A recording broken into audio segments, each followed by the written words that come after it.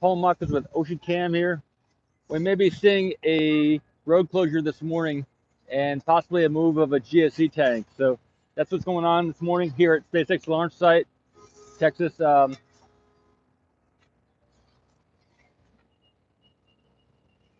August 31st, 2021, Tuesday morning, just past 8 in the morning here. So the sheriff has arrived. So when they do the road closure, they will mark off the road where we need to be behind. Good. Hey, Barry. Good morning.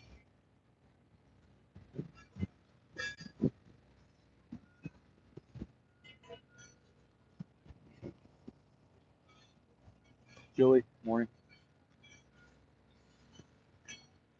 So there's a lot going on here on the main site here. A lot of people here doing a lot of interesting stuff here with the catch arm or the chopsticks, as has recently been referred to by Elon.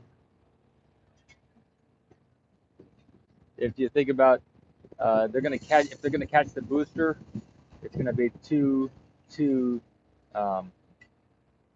of these items that it's going to catch the booster. Hey, Paul, Mr. Mothi, Glenn. So this morning, 8 a.m. to 12. So they haven't done the road closure yet, but that is the plan for the road closure. Is about now. It's about.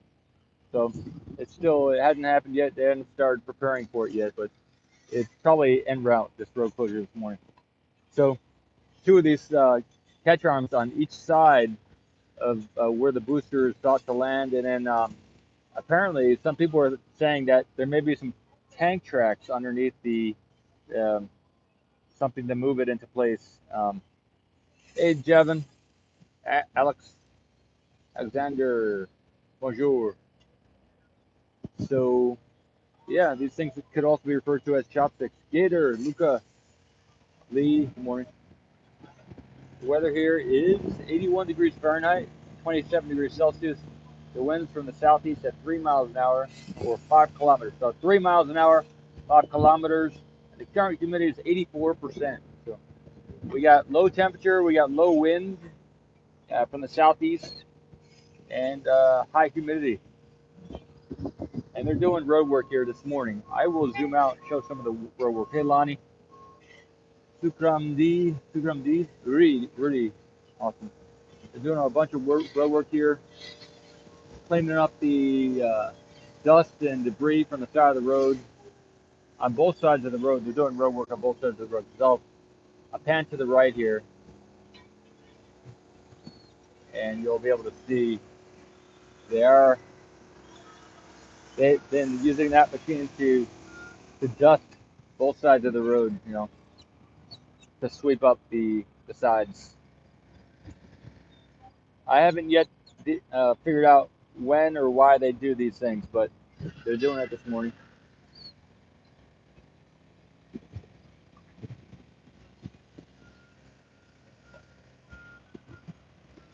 Sorry. Look at that. Those cables. Try not to show these people on the screen here. Yeah, they go like this.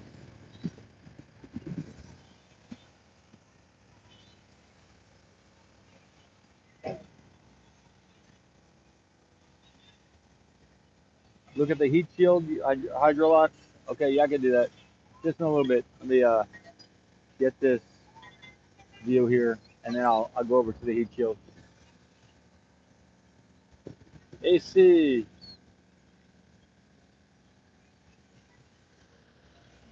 Got near zero wind right now, and the sun hasn't really come out. The sun is behind a cloud right now, but it will be coming out soon. Hey, Dan, perpetual nerd. All signs point to oval and nice morning. Good.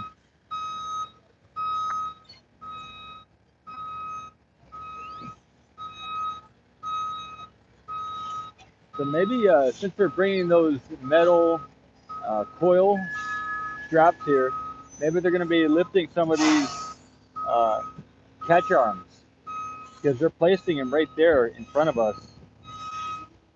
Look at that, everybody. So This is the catch arm area. They just brought a bunch of these metallic straps over,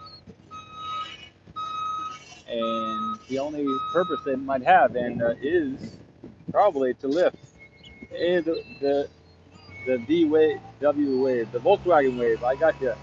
Let me tilt up here.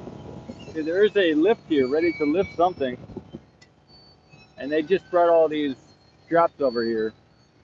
So they're probably preparing to lift one of these catch arms. Is what I'm thinking.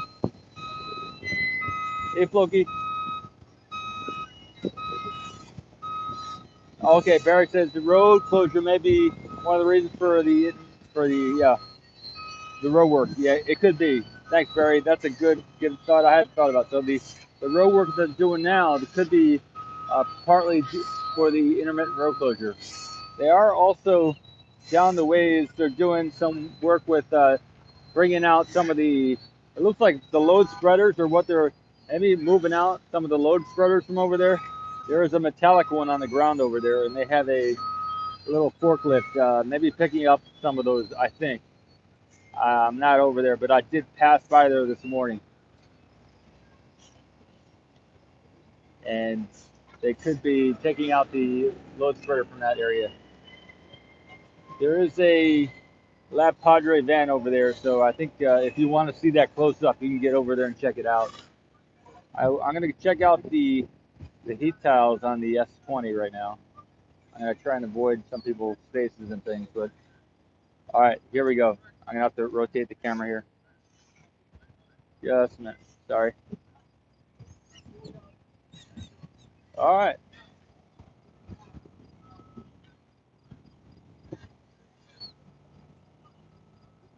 Wire rope straps. Yeah, it is wire rope straps.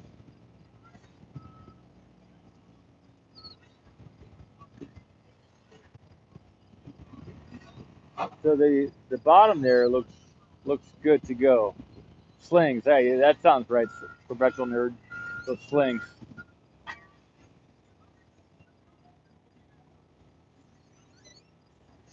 So what I'm saying is they pretty much finished below the forward flap there, below the forward flint fin.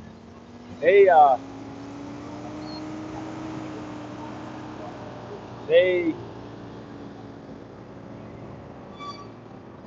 pretty much completed all the area underneath the forward flap. So that's big news because there was a bunch of different stuff going on over there. And above there is still some red, but there's about 50-50 of the red and the green on the top there. But they've progressed a good deal forward because before underneath that forward flap on our side of it, the heat shield still had a bunch of work to go. So there's some red on the top tip. There's some red about midway on that nose cone, but it's about 50-50 with that. And we have a liquid nitrogen truck coming in this morning also, coming into the front gate.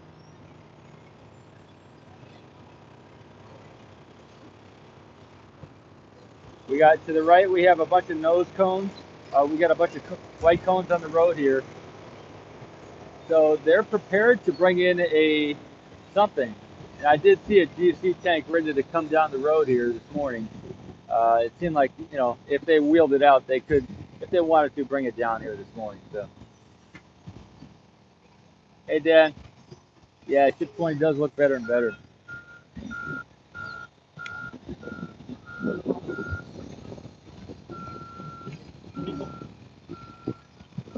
This truck might be pulling out. They may have already unloaded and everything. I think they're maybe getting ready to go.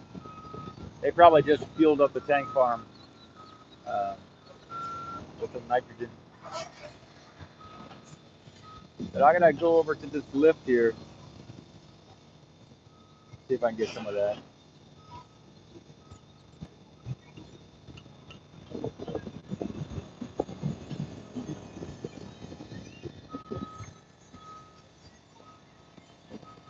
Hey Mike.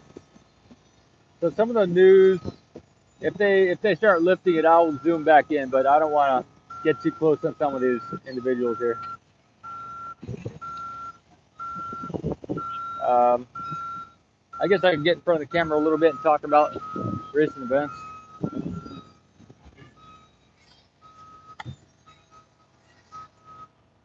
So some of the kind of an update on some things. The Ocean Cam mission is float, splash, film. Float as in float in space. You know, splash as when we get to a place where there's liquid to splash the um, the camera and everything into the water on one of these moons, and then film it would be to film it or to video. So um, some things happened yesterday with the Ocean Cam mission. I was able to contact or reach the uh, the people who can outfit a camera, make it space ready. So um, that connection happened yesterday, and first I initially called them and I got through to somebody, and then I got a call back, and so it's good. And then I have a Zoom call going forward with the people who can supply a camera for the Ocean Cam satellite that might be going up in the next year. So I'm not sure when, but and I've also had a good conversation with the CEO of the company, Unit Block Technologies, and people on my team to see just some of the specs and some of the background. Make sure there's no DoD interference or anything like that. Make sure we're not stepping on any toes. So we have a commercial oriented Ocean Cam, not a low Earth orbit viewing, and we're not intending to step on any toes. So I don't think we're doing anything bad. We kind of did a little brief check to make sure we're not doing anything bad, stepping on any toes there for the DoD or defense. So looking good for at least up till now, getting a camera up there into space and doing the float, float in space with the camera. That's the first step, float, splash, film. So we got to float first. So we might get a demonstration live stream from space coming up. That'll be maybe the first step. So it was a little bit daunting, but the connection has been made with a company that can provide the camera. I don't know how expensive it's going to be or what kind of partnerships we could do, because there are some other individuals with other companies who have already been into space who might be interested in partnering up, and maybe they could supply one of the cameras too. So yeah, exciting times here. And again, I'm Paul Mamakos with Ocean Cam. Paul S. Mamakos.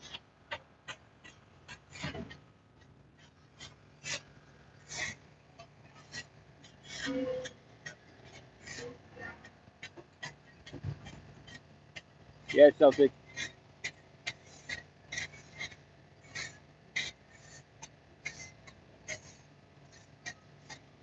Yeah, Lonnie says just change your want and need to fit like a potential partnership's want and need. So yeah, and the website here is oceancam.space, oceancam.space instead of .com. It's a .space website. So that'll be potentially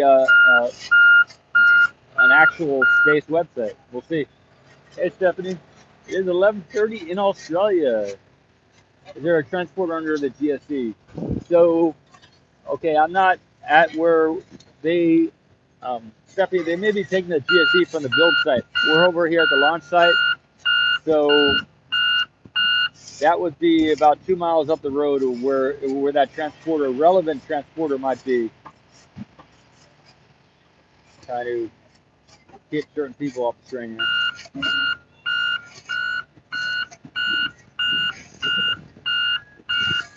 James says Nikon has one cost about $6,000 each. Really? Hey James, can you send me some info on that? That sounds really good.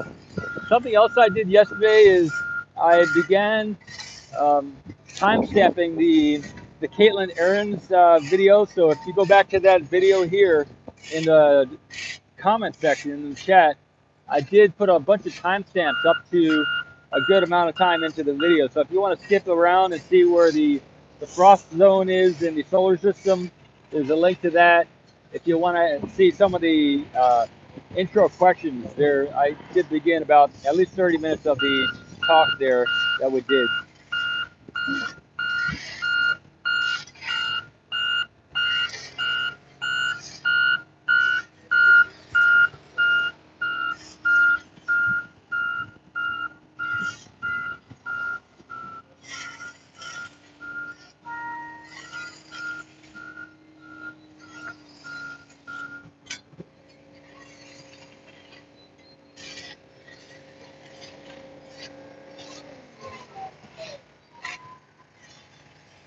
Yeah, 6,000 for a camera would be interesting.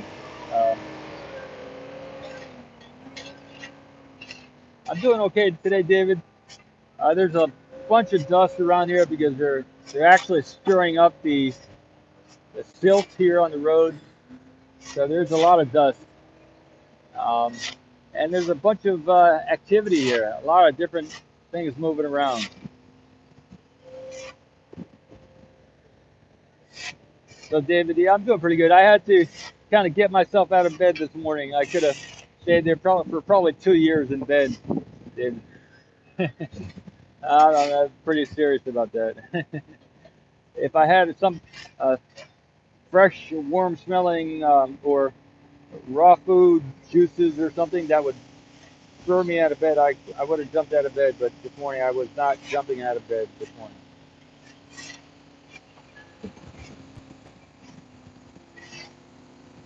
Thanks, James. Planet Earth Boyonas. Go, go, go. Stephanie's saying the test tank near booster 3. Okay, so I can get that shot. I can move everything a little bit and move over there in a little bit though, because they're doing a bunch here with the straps on the catch arm. So I will get that shot when they if they or when they do a road closure this morning. I'll have plenty of time to get those shots of the GSE mini GSE tank over there. They're doing a bunch of stuff here that I haven't seen before. They are preparing to possibly lift one of these catch arms.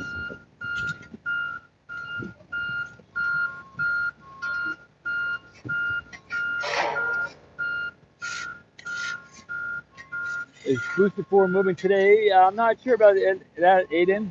I don't see any of the usual pallet-sized mats of wood along the road that they often lay down when they're going to move a booster. So along the highway, I don't see that happening. So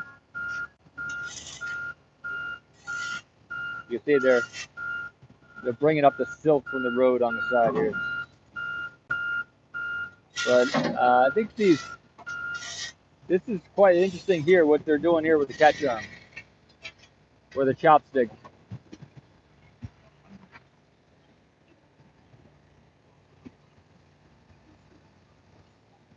So Steph says maybe they'll mount the arm to the cradle. Yeah, that sounds very interesting. Huh. Ahmad says the GSC is out of the high bay. I didn't know it was in the high bay. Is it really the high bay that it was in? I'm not sure if it was in the high bay, everybody, but there's a GSE out. I see a booster 4 crane moving down. Interesting, Aiden. Okay. Michael says the GSE moved out yesterday. Okay. Okay. Mid bay. Yeah.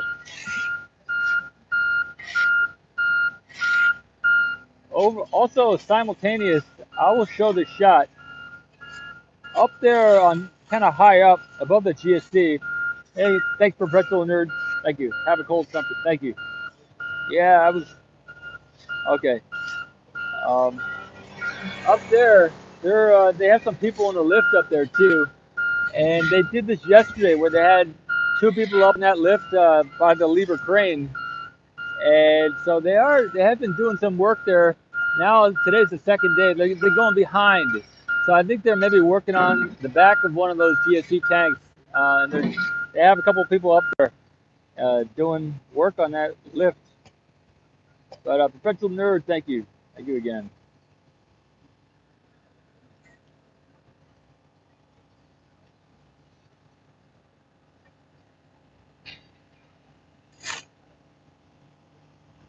I was looking at monetization for the channel, and a good amount of the uh, what floats the boat here comes from those donations. So I do appreciate them 100%. Yeah,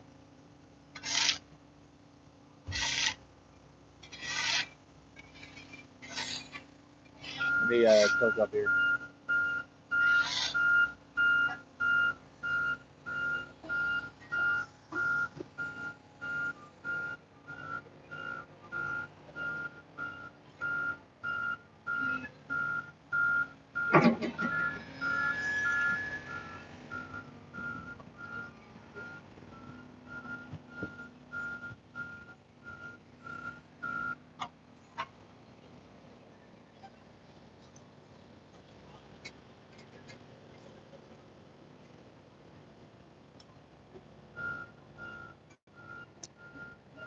Stradney says they may be getting ready for a crowd test. I don't know about, maybe, possibly.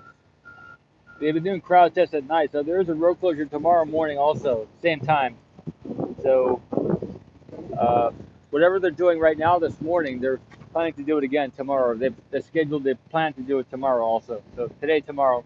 Today's Tuesday, so tomorrow's Wednesday. Today's the 31st of August.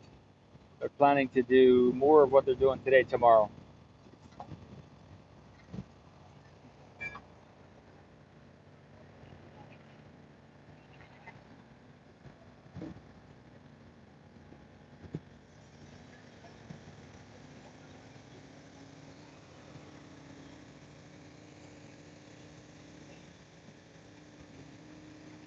Michael says that closure tomorrow is the beach open, so no crowd test. So yeah, if they did a road closure with a crowd test, then they need to do the beach also.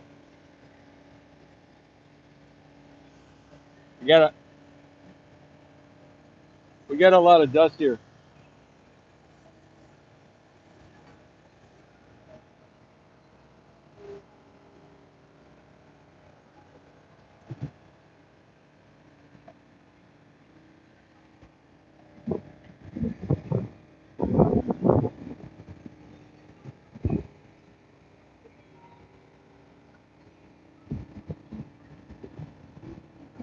Retro says moving of the GSE tank and crowd shells today and tomorrow. No crowd test. So GSE tank and crowd shells.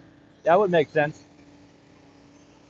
So they do have 4 shells ready to be moved down. Maybe 3 are complete, or 2 or 3 are complete of the shells. And then I see 1 GSE tank there when I drove by this morning.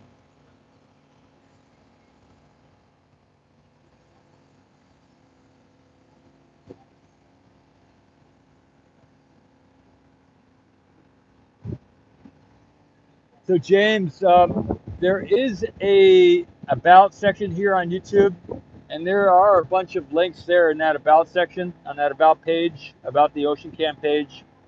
Otherwise, in the description here, there is a link to the link tree, which has all the Ocean Cam links. Hey, Graham asks, if you had quadrillions, what would be your destination for the next ocean video?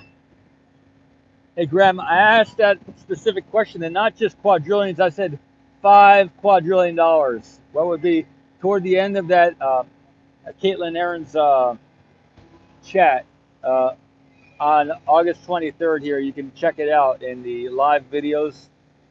And it would be to do a mission to either Ganymede, but more likely I would choose Enceladus as my first mission, because the ice on Enceladus is less than 5 miles thick at the South Pole, at the Tiger Stripes, and the whole moon is thought to be an ocean. So it would be an easy trip to drop a submarine down into that ice, or one of those snake submarines, and get some video from the moon there around Saturn.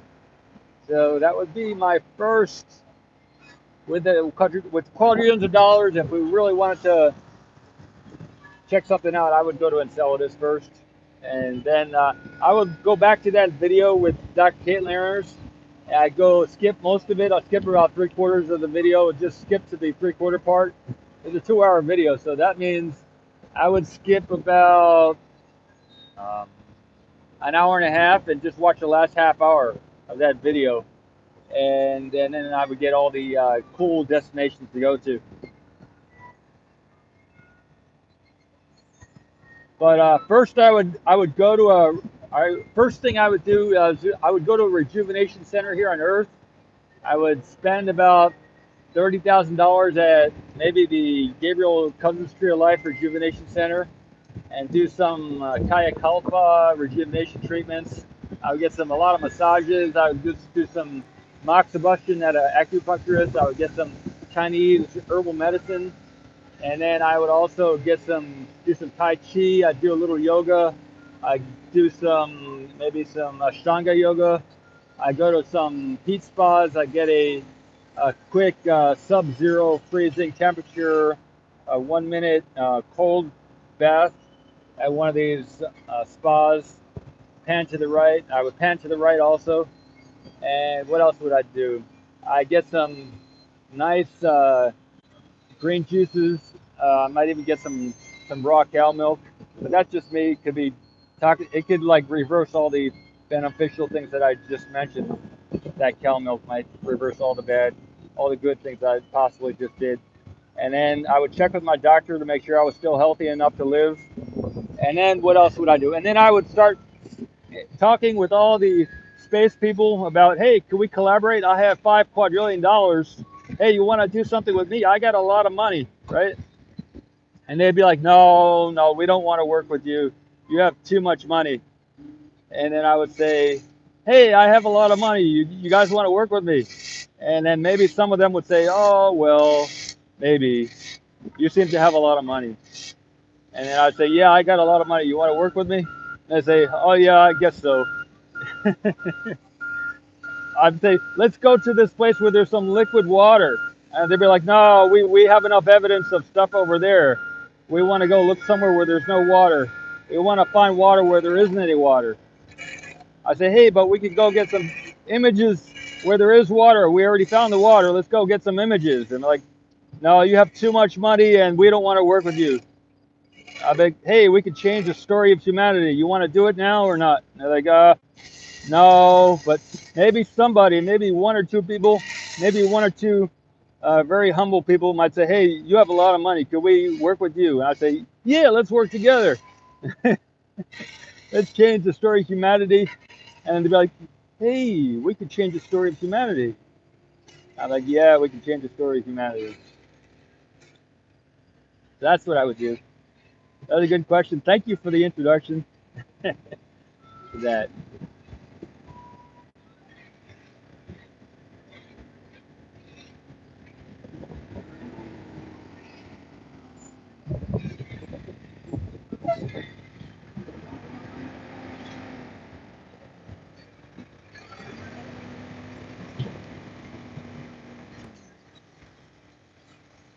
So maybe a better or more important question is, if you had $250,000,000, what would you do?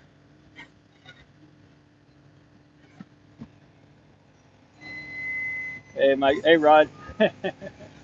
Thanks. That's awesome.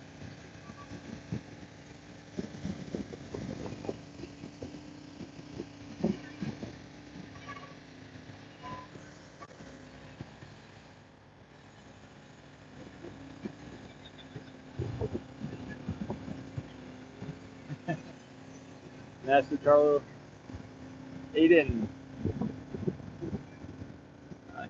SN20 hasn't shown any activity in the recent days, so no activity there with SN20 that I can see. Build an ocean camp starbase. Yeah, well, starbase at an ocean with a camera. That would be good. Steven. Okay, the sheriff has just left, everybody. So I don't know if there is a road closure or not, but the individual, or at least one of the representatives who would be helping the road closure be in force, has just driven out the road there. The guy in the plane is RGV, aerial photography, and that is, I don't want to mispronounce his name or anything. I've forgotten. My brain is not there. My brain is still on the $5 quadrillion. So I've forgotten some names here. Sorry. Pluto rover, Michael says.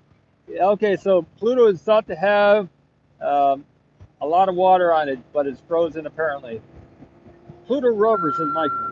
Cool. Okay, David has some thoughts about that too. Okay, so that's a good segue into, so I was thinking this morning,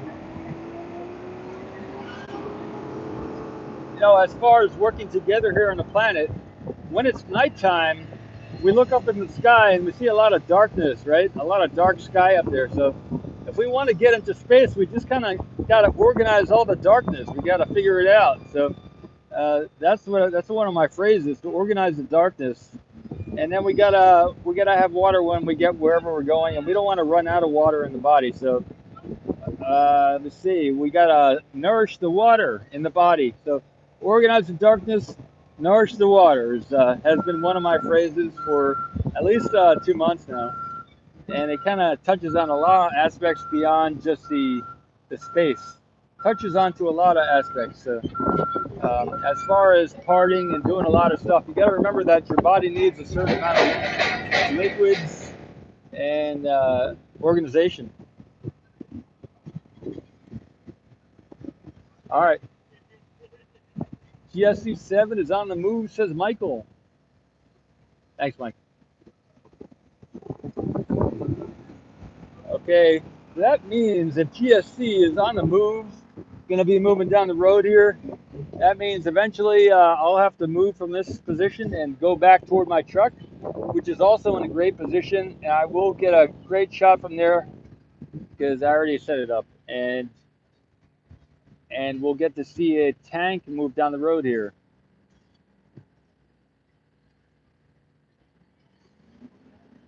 If you want me to go back to a certain view here, let me know. But um, I've forgotten about filming and videoing the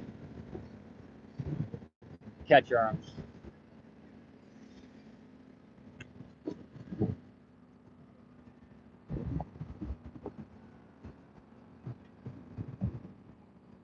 Barry says, if I had that much money, I would buy out everything Blue Origin, realign their mission more like this program, and get you camera to any rock in the solar system for you. Thanks to Barry. Thank you.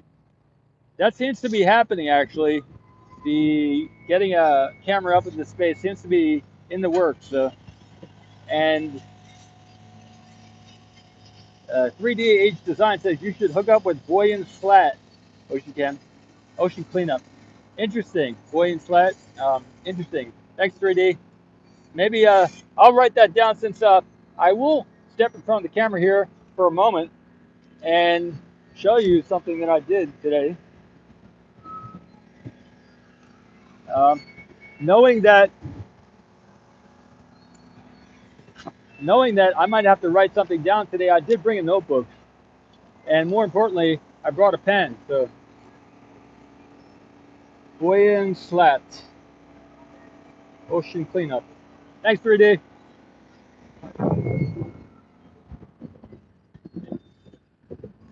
I don't always bring a pen and pencil, but today I did. Pen and paper.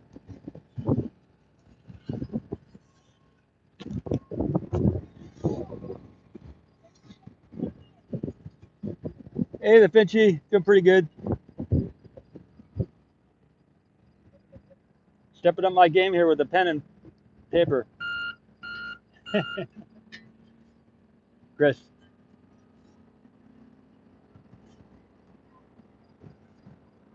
Okay, so that's what's happening with the road.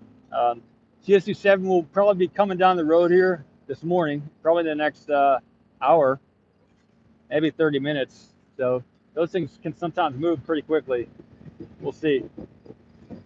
And I will get this strap addition to the arms here. I'm trying to avoid getting some of these people on camera. Hey, Razor. Yeah, so I can make hoodies. If you have, one way to help me with the product and stuff would be to look at the teespring.com, and if there's something there that you like, I can add the logo to it, and that's because that's what I would have to do. I just got to look through it. I've been thinking, well, there's some things that I like to wear, and if I could get the Ocean Cam thing on it, then that's another way to do it, because I haven't really browsed the stuff there in a while. So.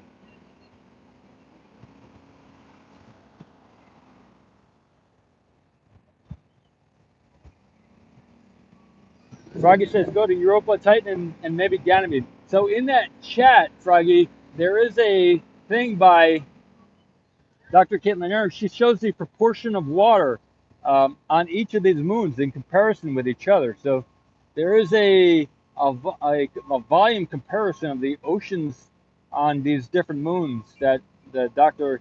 gives in that chat. So I forgot which ones. I gotta bring the list and have it next to me. But some of these moons have a tremendous amount of water compared to, say, I think Enceladus has some of the least amount of water, but it's very it's a good amount of ocean water though. It's thought to be a salt ocean. We got a lot of wind now. So if we start hearing things with the mic here, it's because the wind is picked up.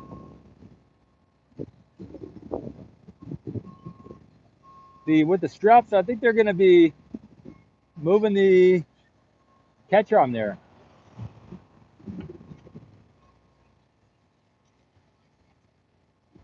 There was a comment there. I want to go back to it.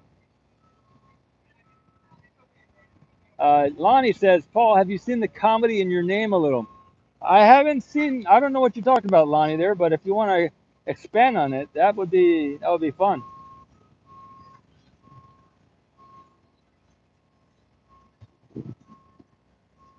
Yeah, no, an umbrella. Hey, Steven, and see if you can find an umbrella on the what is it called?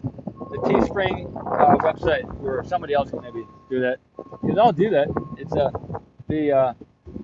I can do that. There is a beeping in the background of this yellow lift on the right. There is no music going on right now, but there is some wind picking up, and the wind is not good because it messes with the mic.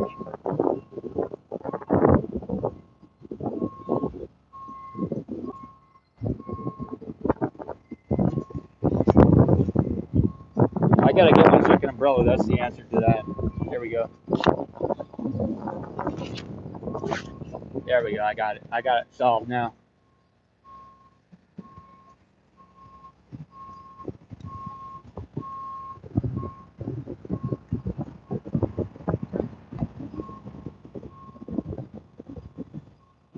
So the yellow, there's a couple different cranes there picking up the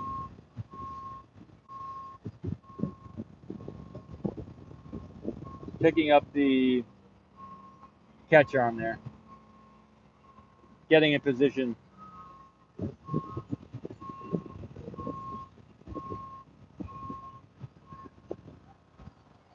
Ah, cool, George.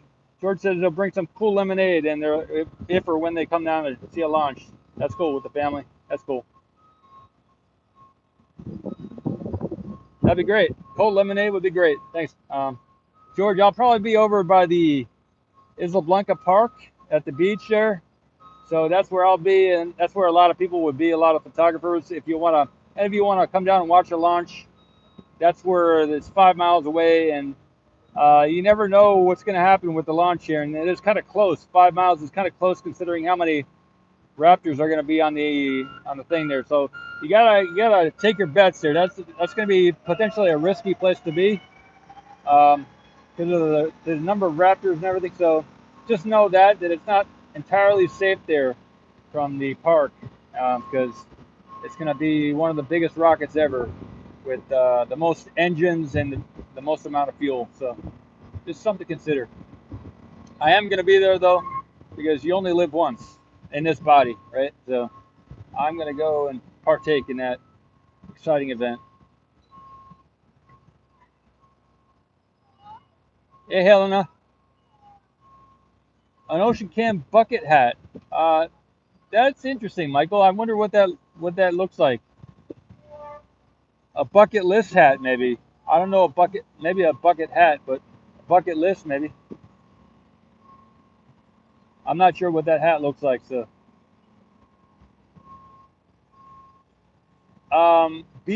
Begetch, when they pass the satellite dish area with the GSE tank, that's probably when I would have to move back from here. In the past, that's kind of been after that point is when they start coming on this area and asking people to move back. MC says, I work with Elon. I think everybody here on the planet works together with each other. So, and Bezos, good. I work with everybody here on the planet too. I am also Archangel. Okay, MC is also an angel. That's good. I think we're all angels, so that's still okay.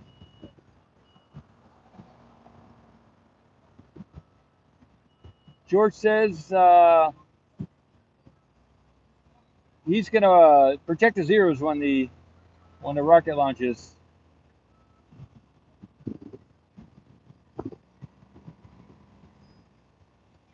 Okay, so Lonnie says, is there a main gate here at the launch site? And yes, I have declared that this is the main gate here at the launch site because this is one of the two gates, and the other gate is blocked off right now. The little one over there by the GSE tanks, that's an alternative entry point over there that they blocked off. So this is the only gate here at the launch site. So yes, this is the main gate. This is the main gate, everybody. Actually, officially, this is the only gate here at the launch site. So it is the primary gate. It could also be the go-to gate. This is the, yeah, okay, I got you, Lenny. Yeah, this is the only gate. GSC7 is on the move. Okay, well, I'll keep my eyes open. I'm gonna cover the GSC, the this area over here.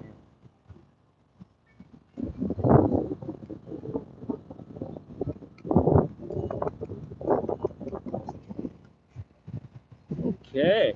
Well, we have one strap around one of the catch arm areas here.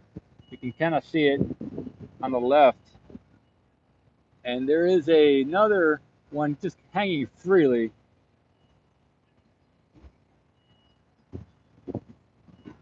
So Michael says the GSE is at the gate about to turn onto Highway 4. Okay, that's great. Okay, good, good. So it's happening, everybody. We got an actual move happening here this morning. Um, when you all let me know that it's hitting the satellite dish area, then I will position the camera in a good spot down the road here. So I'll keep streaming and then I'll just move down the road. Yeah, BG Check 1 says eventually they're not going to let you broadcast from here. That's correct. I'll just move down the road here to the left. Hey, Matt, doing pretty good. I am going to take the camera with me because the last time they moved the tank down the road here, something happened with the battery, and I was not there to correct it when it happened, the backup battery, and the phone turned off. So I'm not going to do that again. I'm going to stay with the camera, even though it's not going to be as good of a shot. I will stay with the camera and do that.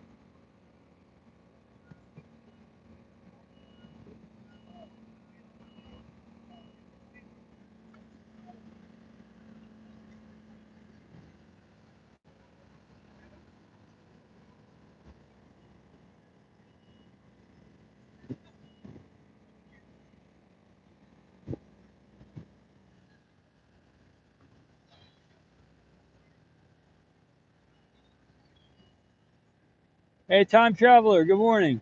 Simo, Matt.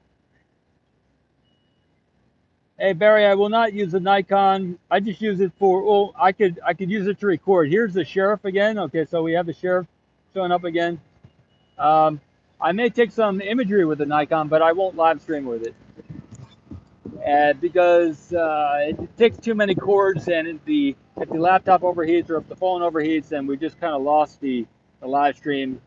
So until I really outfit my truck to be ready, I mean really zeroed in and locked in, then it's not worth doing. I do appreciate the suggestion though.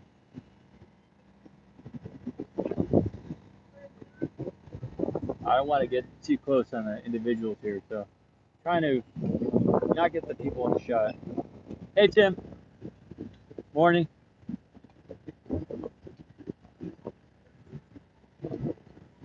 Yeah, I will get the GSC with as many cameras as I can. Yeah.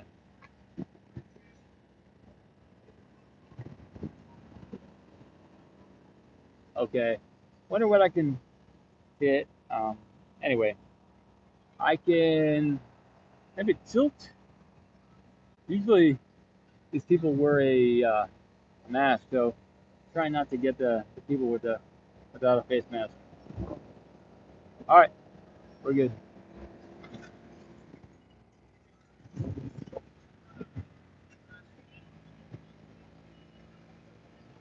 Soon.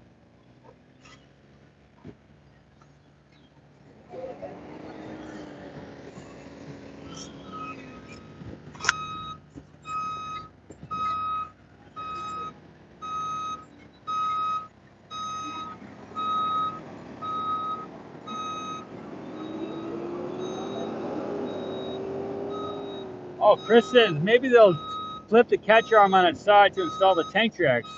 Oh, that is a great thought there, Chris. Wow.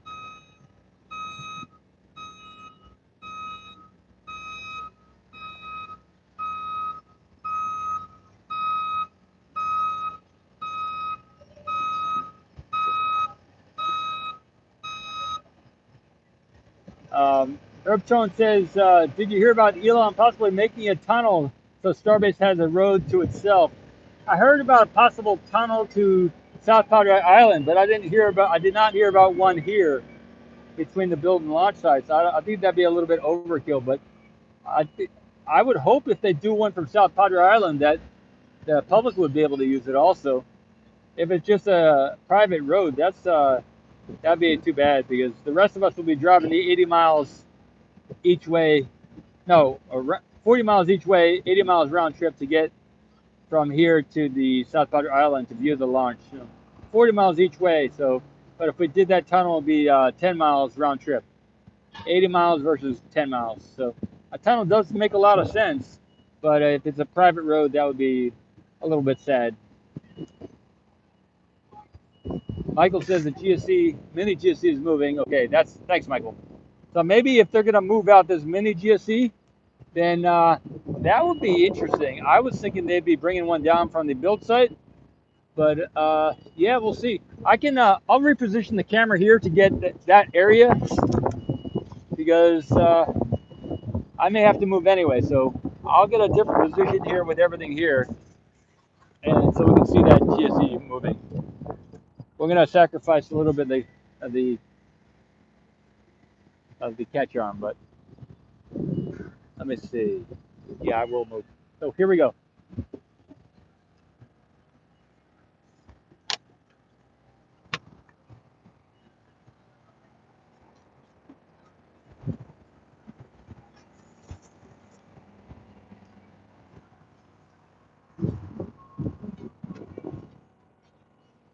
Okay, here we go.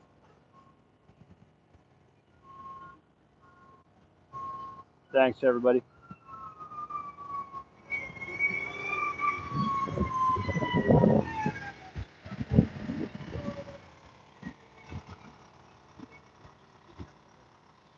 There is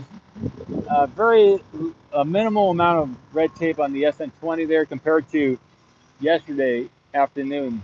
So they did quite a bit of work yesterday evening and afternoon.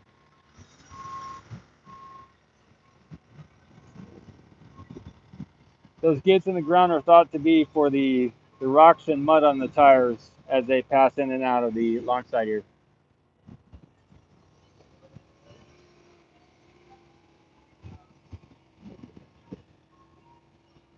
Nightbot says road closure from 8 to 12 noon. Beach is open. GSC 7 on the move. Possible movement on the chopsticks. SPMT under the GSC mini GSC. So I can zoom in underneath the mini GSC there, see if I can enclosure Wednesday 8 a.m. to 12. So 8 to 12 today. It is 8:56, so almost 9 a.m. here. So 3 more hours of road closure here today is what the thought is. And same thing tomorrow. So we got plenty of time here today for something to move down the road. And so they've got a lot of leeway to do a lot of stuff here, a lot of things. I'll zoom in on the mini GSC and then I'll go back to the chopsticks on the left. See if we can see an SPMT underneath there.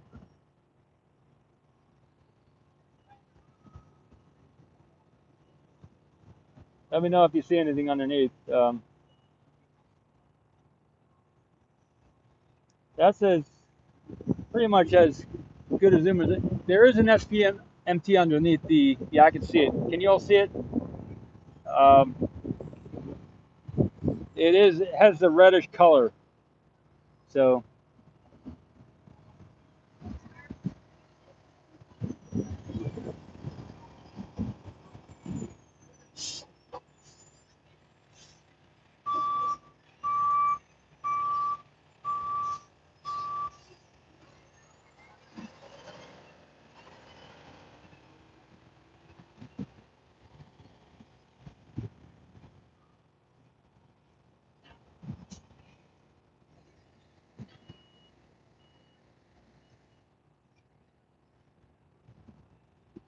I'll do it again. If you want to take another look.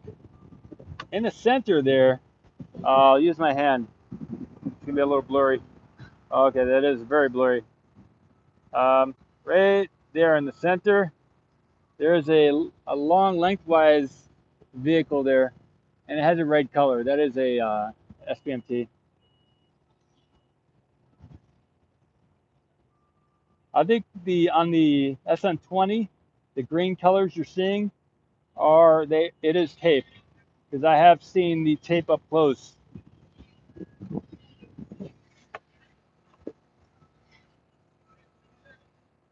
I'm not sure where that camera is for NASA spaceflight, but I did turn. Tell me if I did a good job turning there, and otherwise I'll do it again. Maybe I'll bring down my umbrella and I'll show my shirt. See if that worked. Okay, everybody. Good. What did I look like? Speed runner or low fur? Nailed it. Good. Did they get my shirt in there? Oh, behind me. I don't see it. I don't see where it is. Maybe somewhere on the dune somewhere. Good deal. That's good enough. Yep,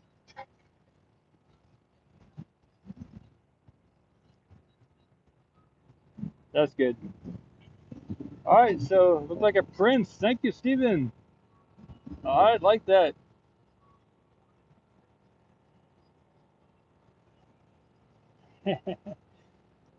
Happy Tuesday, David and Teresa. Happy Tuesday. Nice. So I'll put a few things down. I think I'm gonna be staying here a little bit, and I'll tilt over. I'll tilt up and then pan to the left to get some of the catch arm there.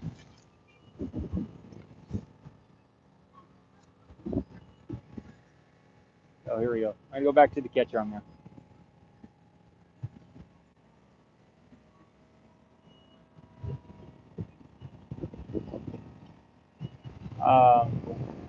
Hey, Michael Harrison, uh, and Big One. I don't converse with the people who work here. I let them have their space. I'm just happy to be here. And if anyone wants to chat with me and you're watching this or your family watches this, uh, and you'd like me to chat with whoever it is, have them come up to me because I will talk and I do talk with people who pass by, but I let the people who work here have their space and I'm just here to record. And if anyone wants to chat, I will chat for sure. I'm not here to get in the way or anything. You know?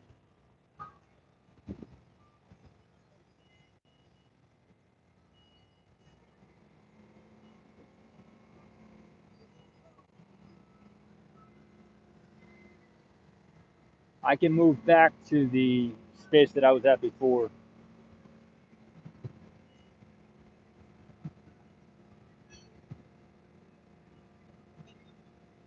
Cool. Thanks, Stephen. That's probably, I'm thinking that is, there is a Lab Padre cam over there.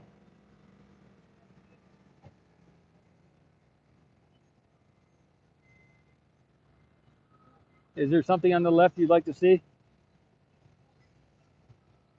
So, okay, so people are asking me to get the Starship. Some other people are asking me to get the, what is it called?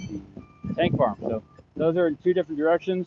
So what I will do is I will get this right here. I will get the catch-up.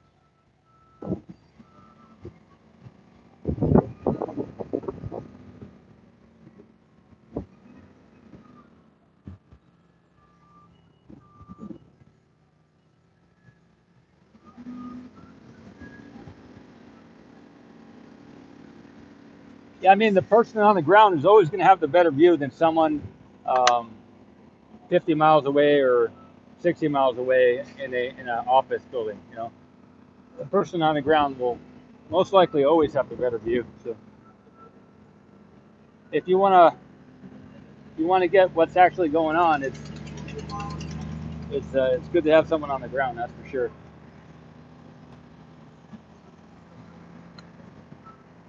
Or support somebody who's on the ground. I had to move the camera here to get a little better shot.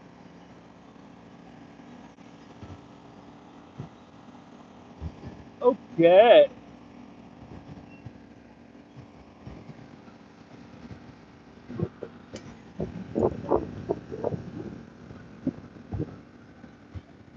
Oh, you want me to show Bucky? Okay. Oh yeah. You want to see Bucky, the mini GSE, and SN20 all the same, and also the. I could also probably show the what I'm showing now, the catch arm. That would be the wide angle view there that you're asking there,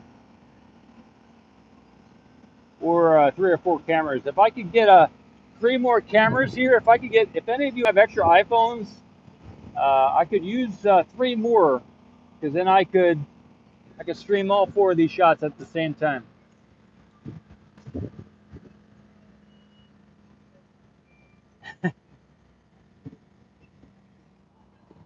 Okay. Yeah, but definitely I could stream 4 or 10 shots all at once if I just had enough cameras. So if any of you want to send an iPhone my way, I will put it to good use. I will put it to good use. Nice. There is a address in the description of this live stream at the bottom in the description. That is my mailing address. So I can easily do that. Add another live stream.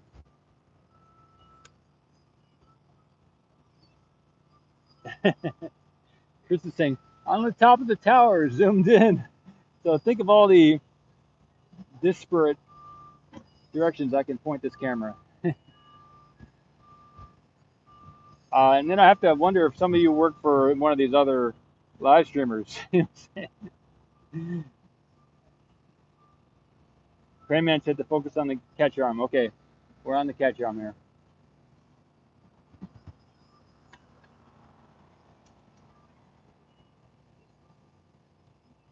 RTSP external cameras. So cool. Let me write that one down too, because that is a good comment. And I do have a pen with me, and I do have paper with me, so I'll write that down. Thanks. RTSP cameras.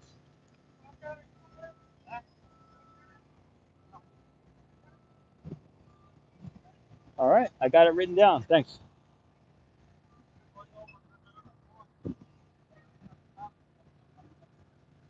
It is hot out here, so it is going to be a hot day. Yes, and there is a bunch of dust, and so it is hot. Yeah.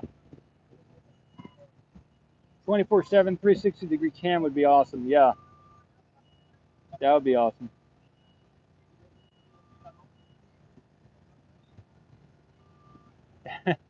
Barry, I love it. I love it, Barry.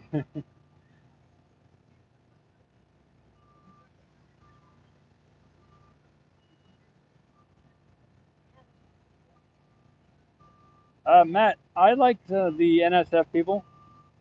Um, yeah, I like them. We don't hang out or anything, but we do chat when we're around each. Oh, okay. I got to go to the right here, everybody. We got activity here. Sorry. All right. So I had to get this shot here, everybody. It is moving quick.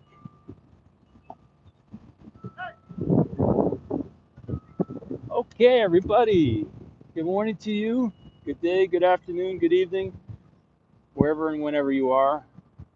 It is August 31st, 2021. We're seeing the mini GSE on the move. Mini GSE on the move.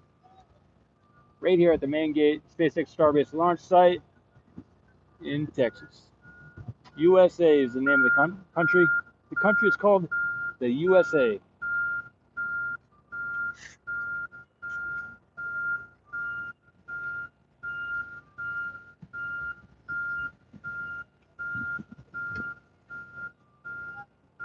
Matt says it's going to the production site. Cool, cool, cool. I may have to move away from the camera here, but seeing the condition of everything today, right now, I think it'd be safe to leave the camera and move whatever it is 20 feet away, whatever they want me to move. I'll set up the camera so it's a little bit more stable, so no wind's going to blow it over. If they ask me to move, it's so small they may not ask me to do anything, so we'll see. But just to be ready, I will have the camera ready if they do decide to do that.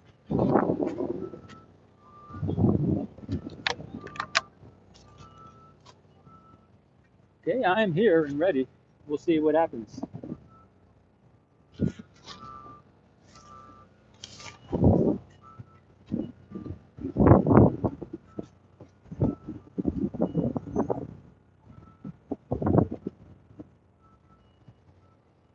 Looks like we're good, everybody. Looks like we're good. The wind is picking up.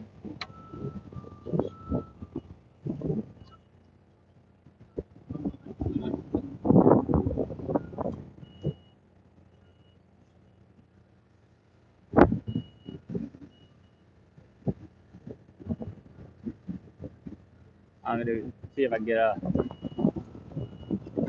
better shot. I'm gonna lift up the tripod here. I'm gonna get some other shots here. Be a little bit explorative here. The wind is gonna pick up because I'm not holding the umbrella, but I am getting the better shot.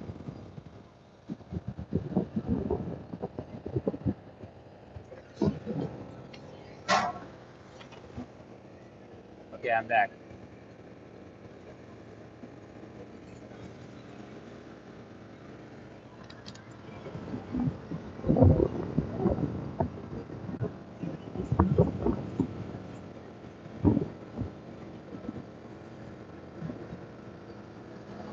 Okay, I'm trying to get some other shots here. I'm just gonna keep it on the ground here. So here we go.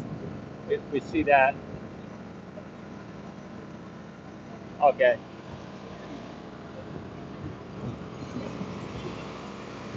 I guess I'm gonna leave it to the base there.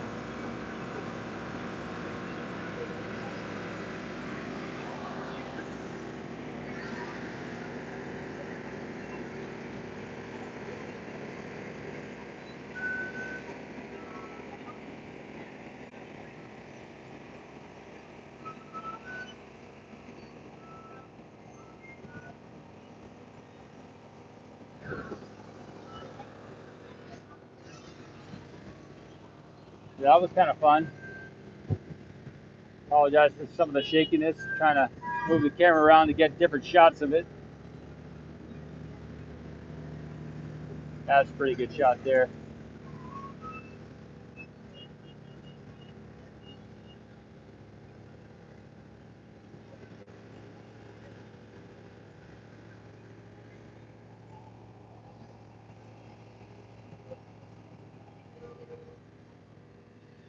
Do you have any thoughts or comments or suggestions on how I did that shot or how I can better improve what I just recorded? Let me know.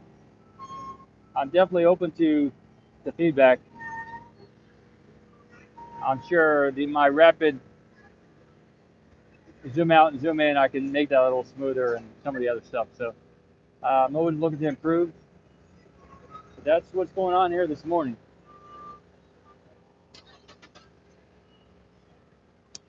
Gibble, thanks again. Yeah, I'm planning to get a good tripod here.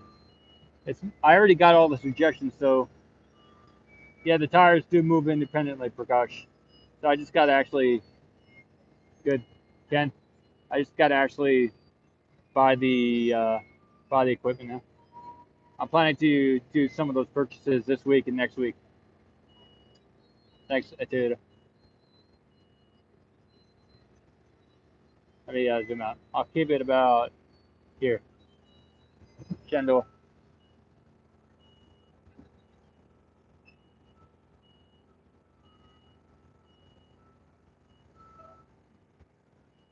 Bruins. In Louisiana.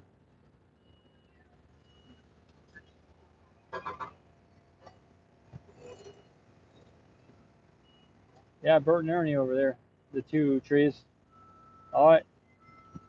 I'll get it once it goes around the corner there, and then I'll go back to the catch arm. I will. Got the catch arm there, actually. Frame the object. I got you.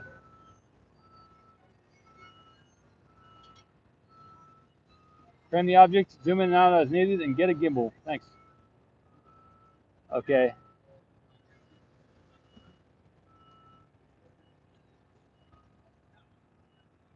I'll get back here.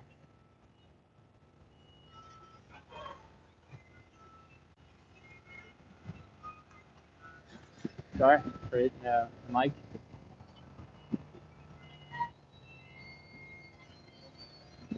We got a bunch of red cranes moving around here.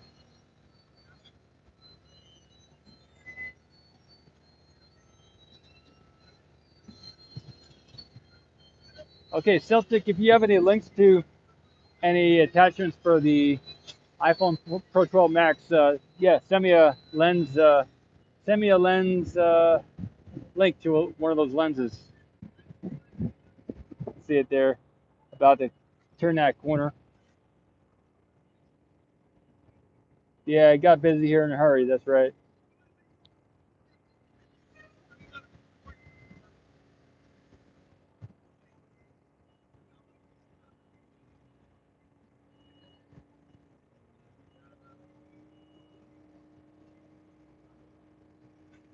So I'll move a little bit and get a better shot of the catch arm here. And when they do that road closure on our end with the big GSE coming down the road, I will probably have to move for that. But I can get a better shot now, I think. So I'm safe to do that move here.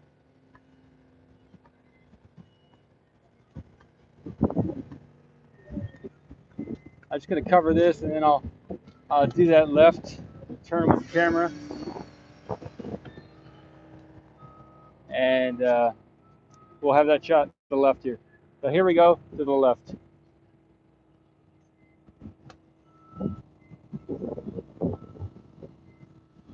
A little bit better shot, I think. Maybe not. I don't know. We'll see. Kind of.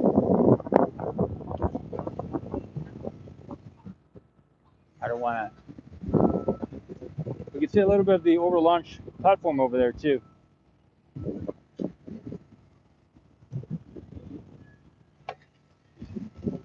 The wind's picking up too. Sorry.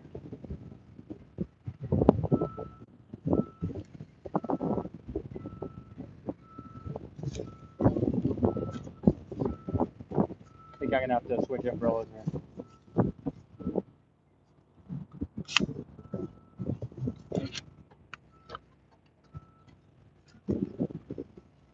All right, I'm good. Good.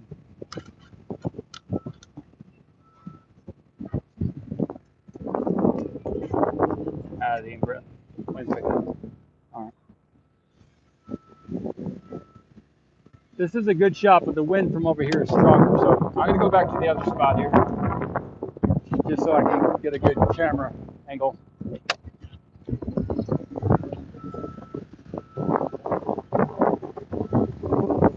I think the berm blocks some of the wind there, so I'll have an easier time here with the microphone from this spot here. Okay, this is better. Yeah, something good to notice there. So from this spot, the berm does provide coverage from the wind. So I'll stay here for the mic, purpose of the mic.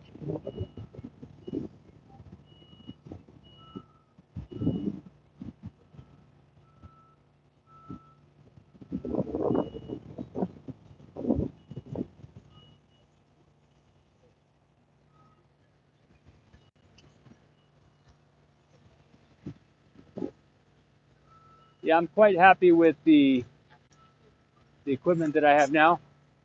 But yeah, if any of you want to send something, I can always get something by mail.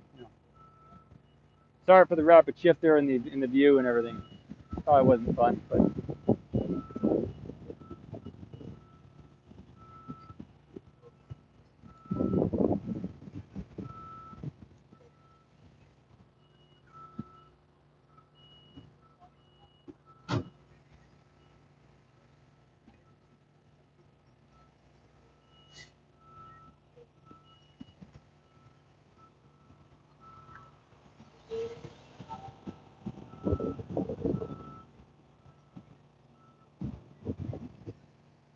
so what else is going on? What else is going on? So this morning I'm covering the activities here at the launch site, and they may be moving down a GSE thing. So I'm kind of covering the 8 a.m. to the 12 noon time here at 9, 10, 11, 12. So 4 hours. Potentially I'll be live streaming another 2 hour, 9, 10, 11, 2 hours and 40 minutes. So we're in the beginning-ish of the road closure here and the live streaming here. So uh, there is news that there is a GSE coming down the road, and so the GSE just left the manufacturing or the build site. Okay, that's good to know. Thanks, Shigeru, Shigeyoshi. Yeah. I wonder if it's gonna go over to the gate area, the main gate area, the alternate tank farm area over there. So it might, if it does, it might pass right here in front of us at the main gate. So I may have to move a ways down the road here. Um, so if that time arrives, I will do that if it arrives. Hey, Ian.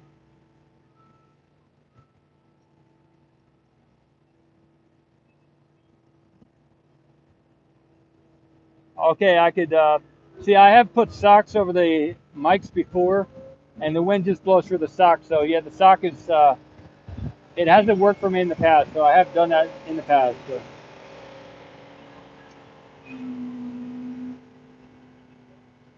As beautiful as that sounds as a solution, I don't think it will work. Yeah.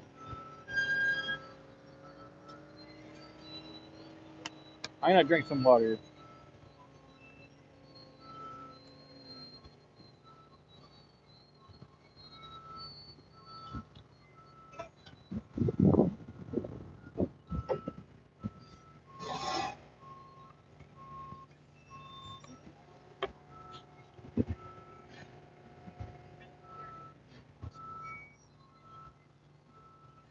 I think I will cover some other interesting things here while I can.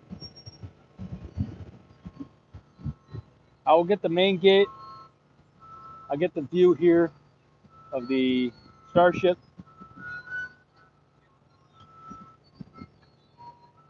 Thank you all for tuning in. You can check back anytime. Thanks. I will put some timestamps possibly on when interesting important things happen. I do put timestamps at the top of the video, so if you ever coming back to one of these live streams, you can just zoom ahead if you want to rewatch something.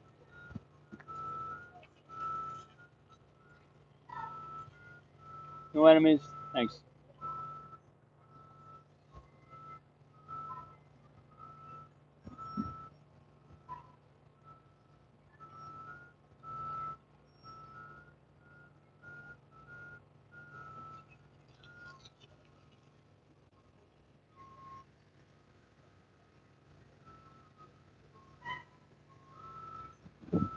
So there is a sheriff over by the gate, the GSE area. There's a sheriff back there. So I think I'm gonna move back to that location, and I'll do it in a slow, comfortable pace because there's a good chance that I will have to move back that way. So I'm gonna just, for my own effort, I'm gonna move back that way. It's gonna be maybe 300 feet. So there's going to be some walking here. I don't know if you want to look away from the screen or what, but I am going to start walking back that way and just be ready for when they're ready to go. Okay? So in 5, 4, 3. Just to be comfortable, I'm going to walk back to where they are with the sheriff, because a lot of times they have us go back to where the sheriff is. So I'll just comfortably walk back. It's going to be a little bit of a bumpy view here, but it's the right thing to do. So you can see over there, there's a sheriff there in the road, and that's probably where they're going to have me go back to if I don't move now. So on the bottom left of the screen. So here we go.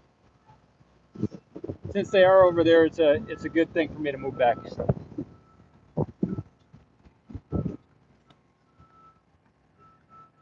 I could restart the show, but since y'all are here, I'll just move back now.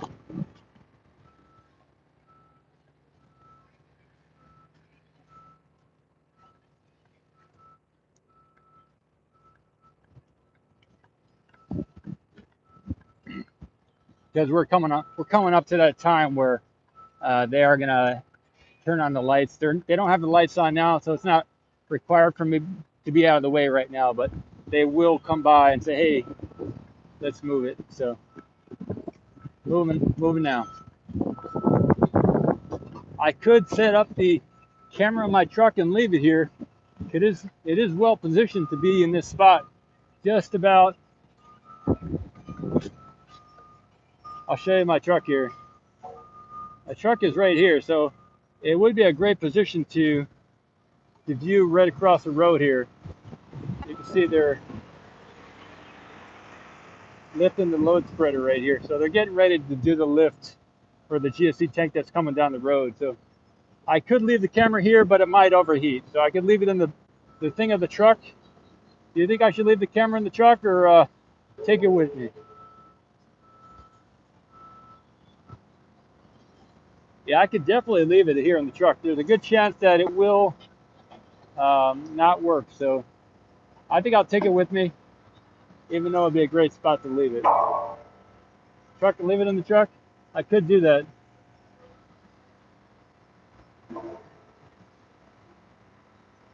Yeah, I'll take it with me. So even though it's the perfect location, I don't want to not get the shot. So last time I left the camera somewhere and it stopped working. So I'll take it with me. I'll get a good shot of the load spreader here. You can see it there. I'll move out of the way.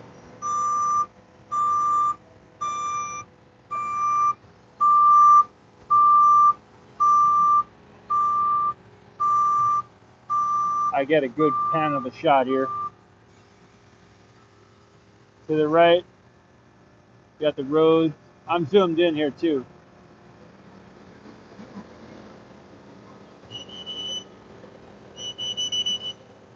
Let me zoom out a little bit.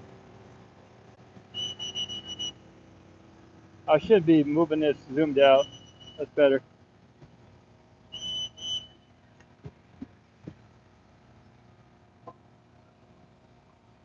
So you got this is the site here.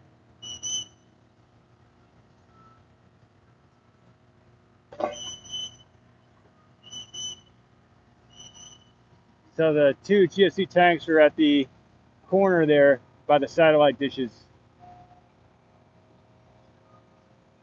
All right, so that's the big Buckner crane.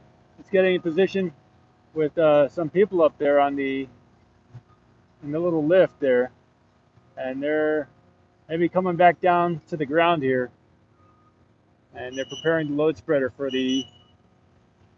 probably for a lift.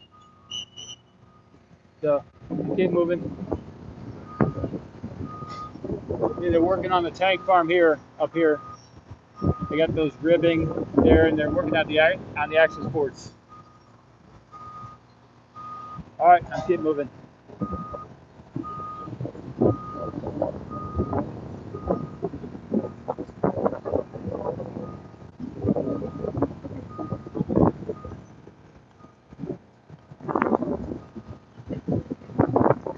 about another 100 feet to go before I'm where I need to be.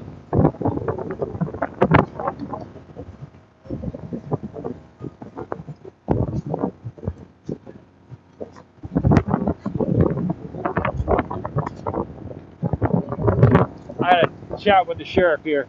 I'm going to ask the sheriff where I need to be. Just a minute, everybody. See where I'm going before I start moving all around.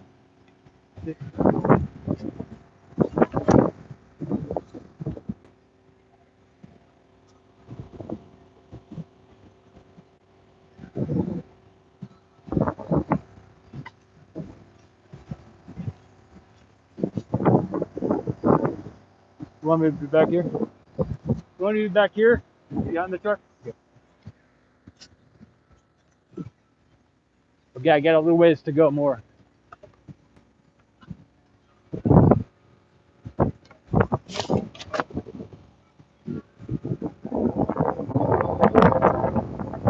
I might be able to stay here in the road. So, there's a chance I might be able to stay right here, actually, but we'll see. We'll see.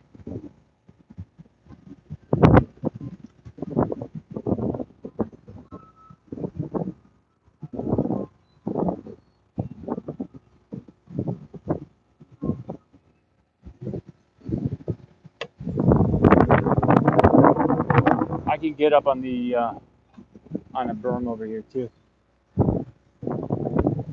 Yeah, get up a little higher.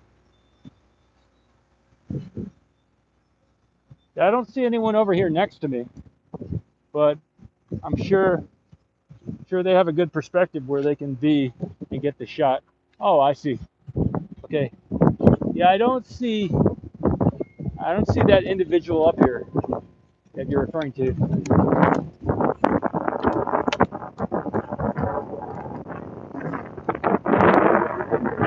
Yes, you can hear me. I have to get the umbrella in position.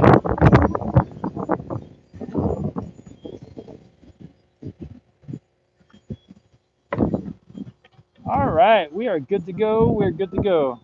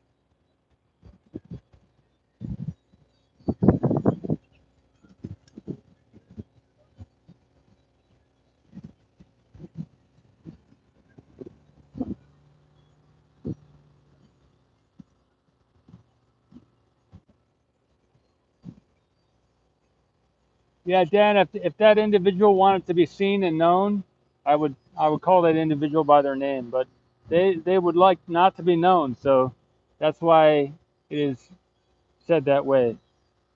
It's appropriate when someone doesn't want to be known, not to use their name.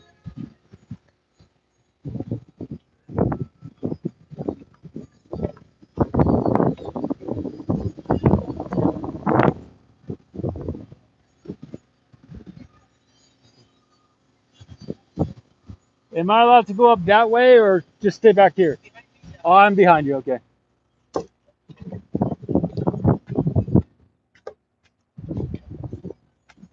Okay.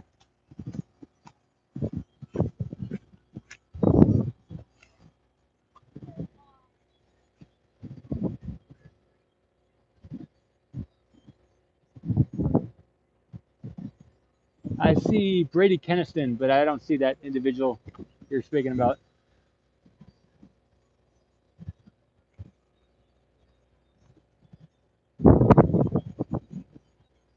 Dan.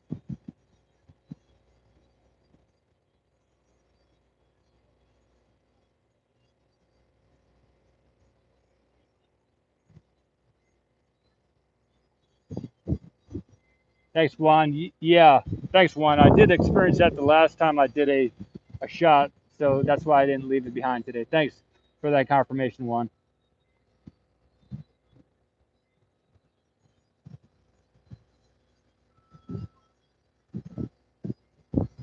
Yeah, so right here today, at this moment, to the right of me, a little ways down, is another individual.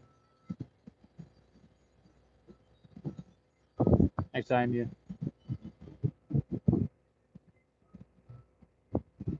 Prior proxy, that is correct. We're at 15,000. Yeah.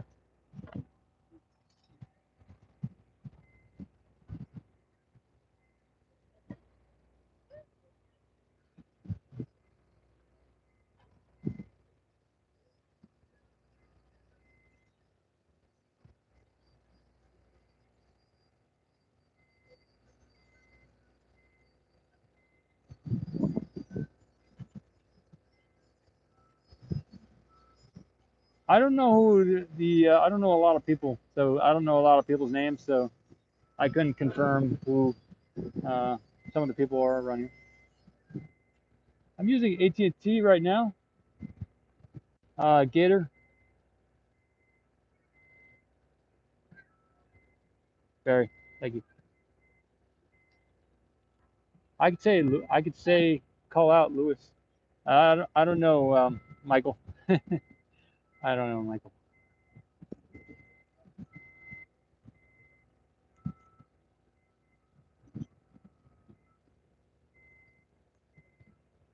Kendall.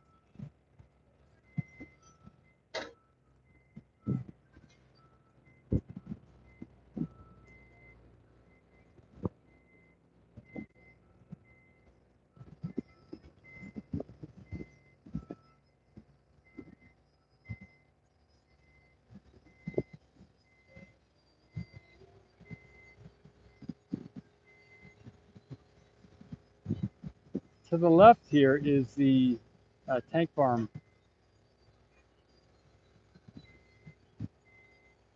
Is the magic here? I didn't see the magic come in. Cool. Let me adjust the tripod a little bit more. That's good.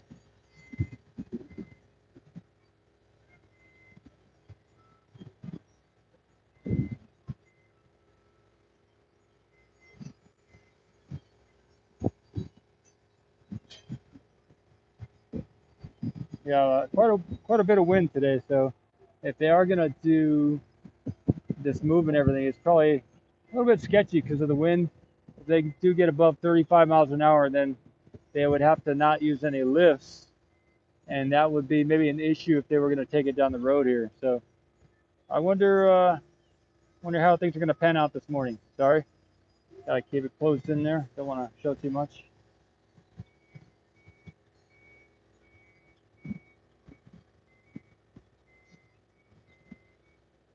There's the big crane there. Yep.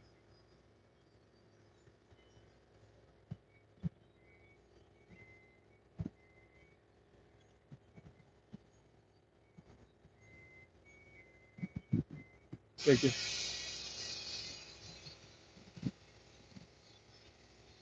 Got you. Yeah, I can go a little bit more to the right here. That's good. That's good.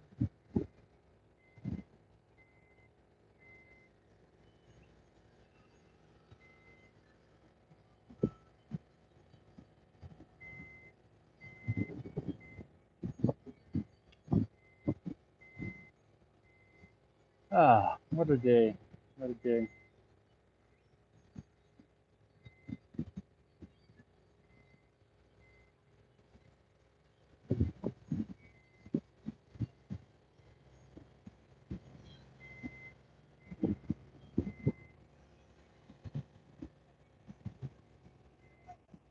There's some people passing by. I just wanted to tilt upward, let them go by.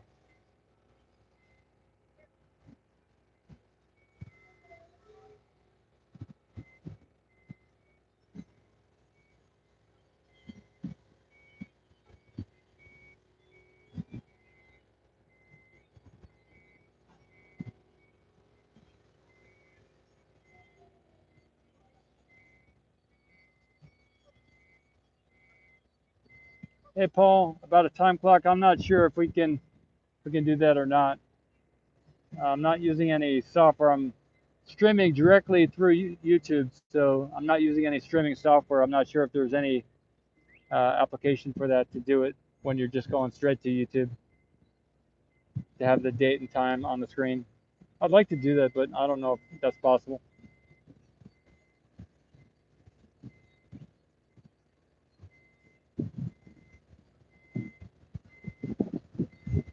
The Magic Sky.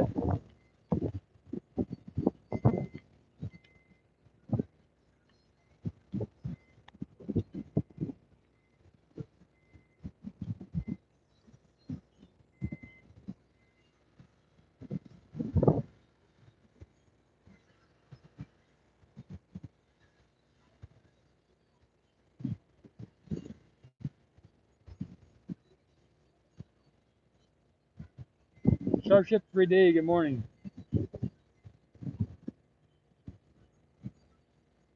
Yeah, there's I'm on the lookout, so we would see the GSE tank above the back there next to the booster or something if or when it comes around the corner. We're down the road here of the Highway 4. So this is Boca Chica Highway, and this is where we can see a lot of times the different tanks and starships and everything coming down the road from this kind of angle. Rohit, good morning.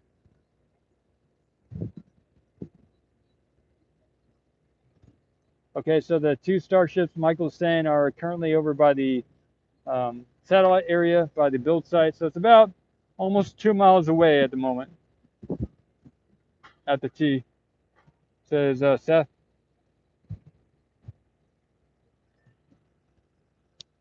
T3 Toya. T3 Toya. Good morning.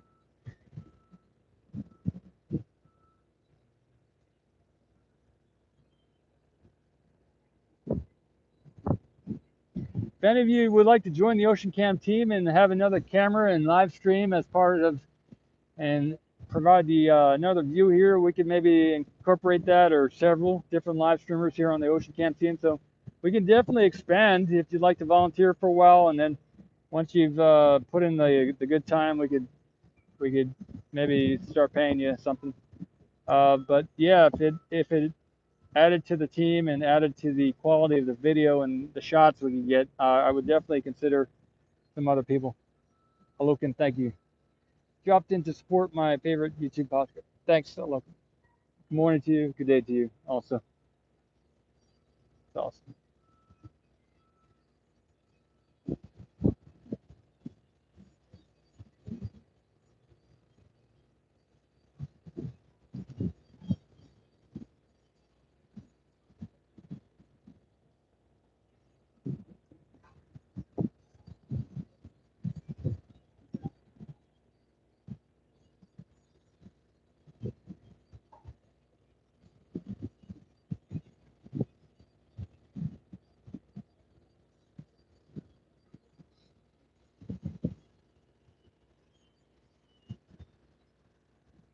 So we're looking at another 2 hours and 20 minutes of the road closure here. Maybe once they get this GSE tank down from the build site to here, maybe once they do that, a lot of times they'll end the road closure after they do the move. So there's a good chance that once they get that tank down past and into the place here next to the tank farm, that'll be it for the road closure. So we'll see how it all pans out. Maybe there'll be something else exciting, but yeah, that's what we're looking at this morning. That's what I'm looking at as the next thing that's going to be happening. Already in process.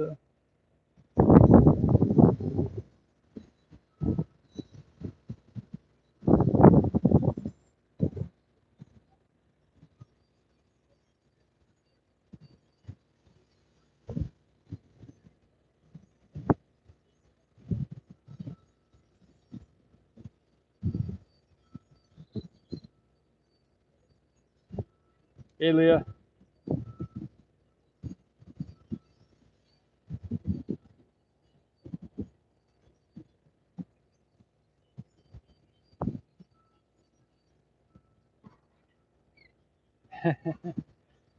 Tom says no news is fresher than live. That is correct.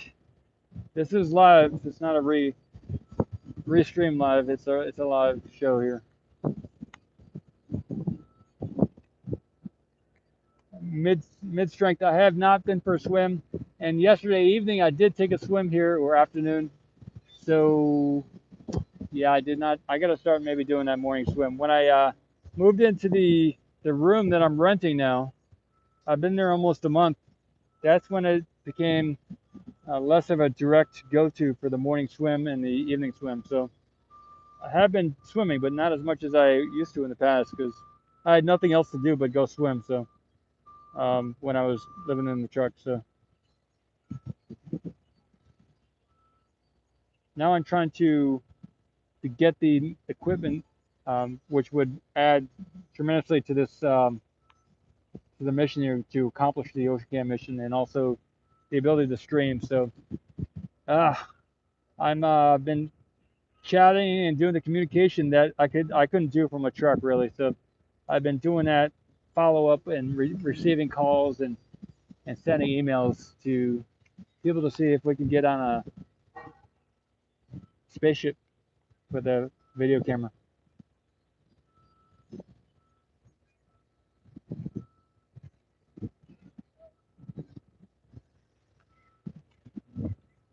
Yep, Barry.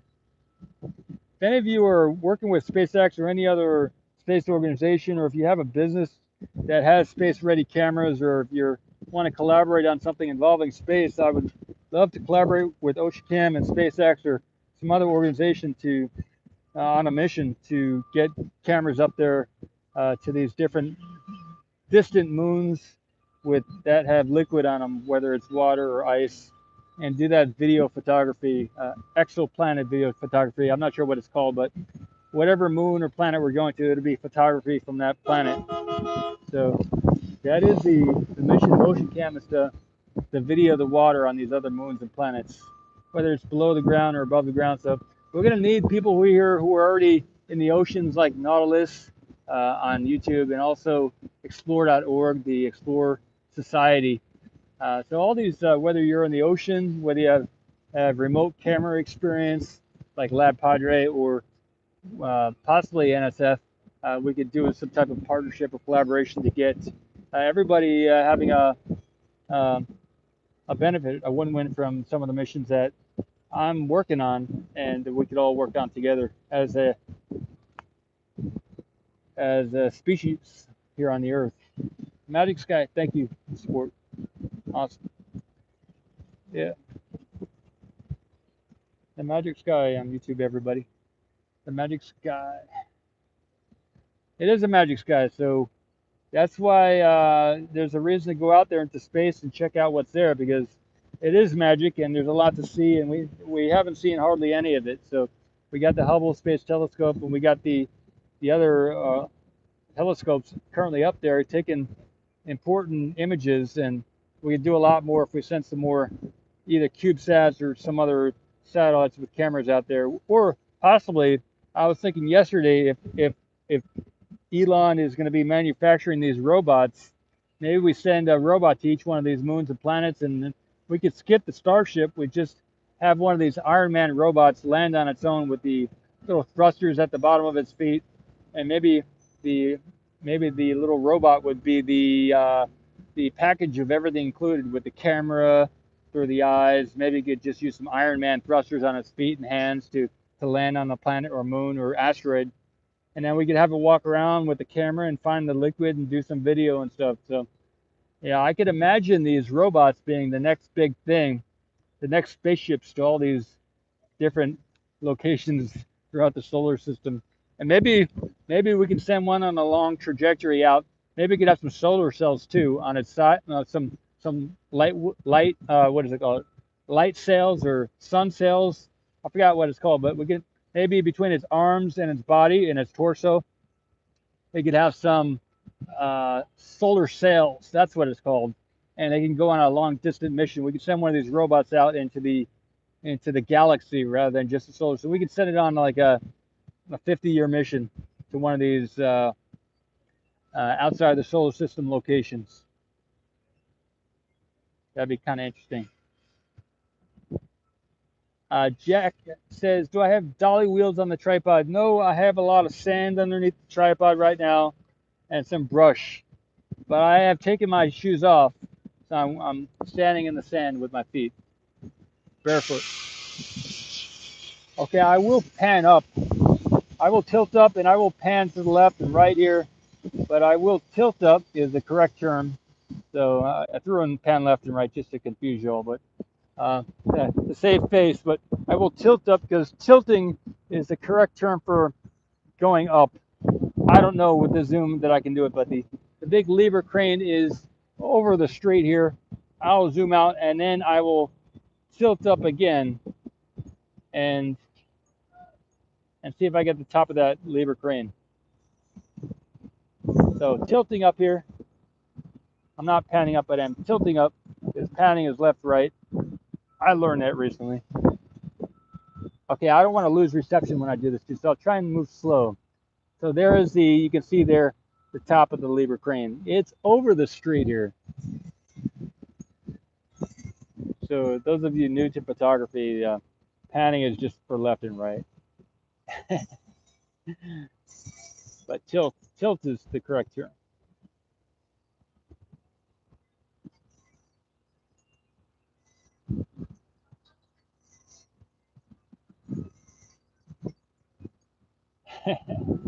Terry.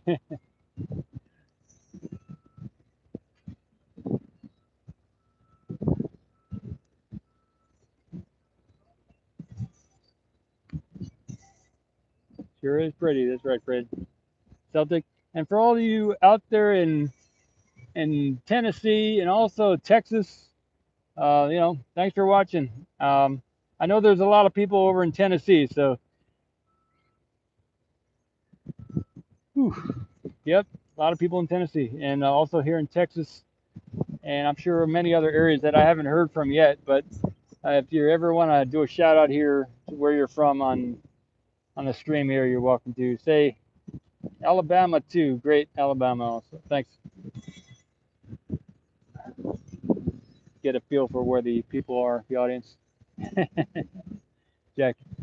UK, Indiana, Canada, Johannesburg, Connecticut. Oh, Connecticut. There you go. The Long Island Sound there in Connecticut. Stratford, England. Terry, Dan. West Virginia, Scotland, Nottingham, UK, Northeast Alabama, Iowa, France, Minnesota, Minneapolis, Minnesota, North Wales, UK, England, West Virginia, from cold UK, GSE, Connecticut. I think I'm pretty good. Nice. Virginia. I used to live in Virginia a long time. Rocket City, USA, Germany, Romania. I'm not sure how it's said. Colorado. Nice. Oregon. Yeah, from all over. Denver, Nick. Shepix, Oregon. Good night, Helena. Stargirl, fan of Yahweh. Yodhe Vahe. Good deal. From Western Australia, Golden Bay. Good. Yeah, Etoyota says pan is Greek, and I do speak Greek. So pan can be interpreted as all directions, vertical panning or horizontal. So that was my thought too, Toyota. And I did speak Greek when I was a youngster. So I have that as a fallback as when these English speaking individuals tell me about the things. But I'd like to also be understood correctly in the country that I'm in. So thanks for that info. Jill, nice. Dark Side, Richard.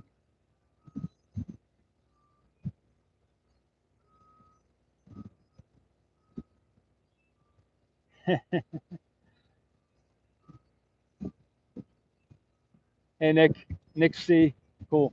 Meet up with you. Meet up with any of you whenever, if ever you come down here.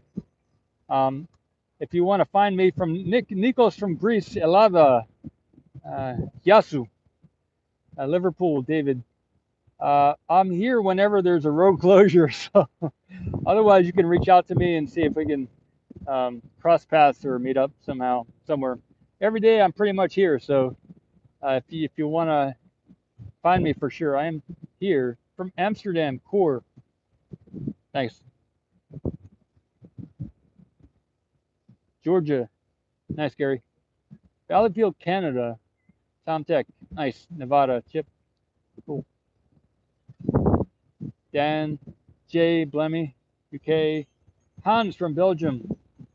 Your mom's basement. Dan from Orlando.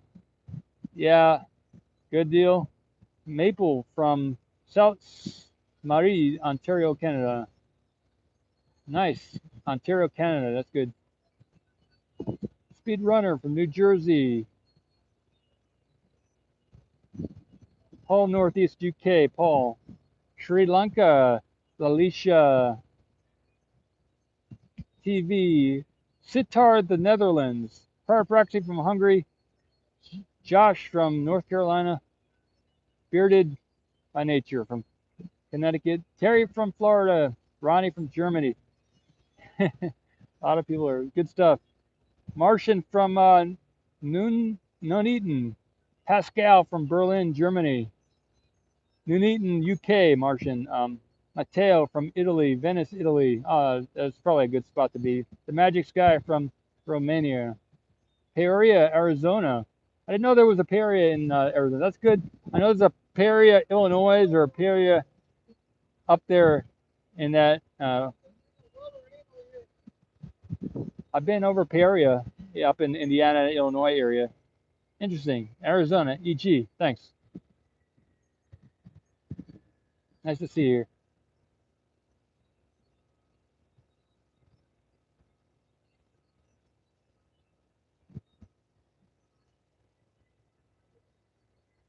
Gilgamesh from Sydney.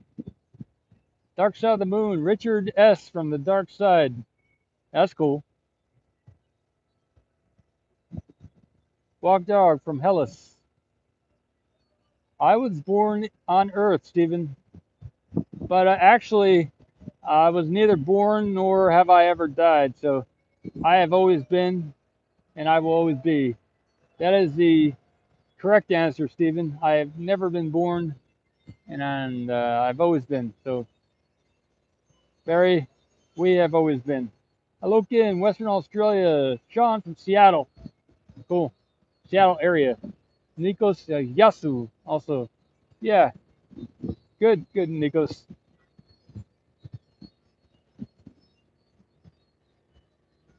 Magic Sky says Romania is in Eastern Europe near the Black Sea. So we're very close to Greece. I got you. That's cool. Near the Black Sea. Cool.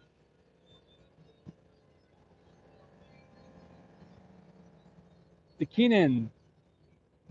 Farnham. Pasquale from La Gaule. I'm not sure where that is, but that sounds like France, somewhere in Pascal from La Gaule.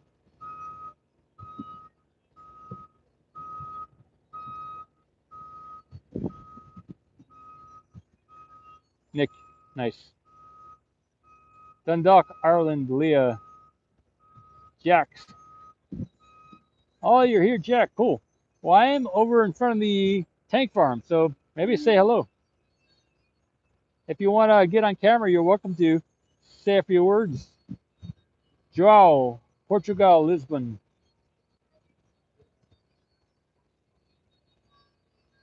Thomas says, Tom Higgins from Reno, Nevada. Cool. There are a couple people in Nevada here. Great.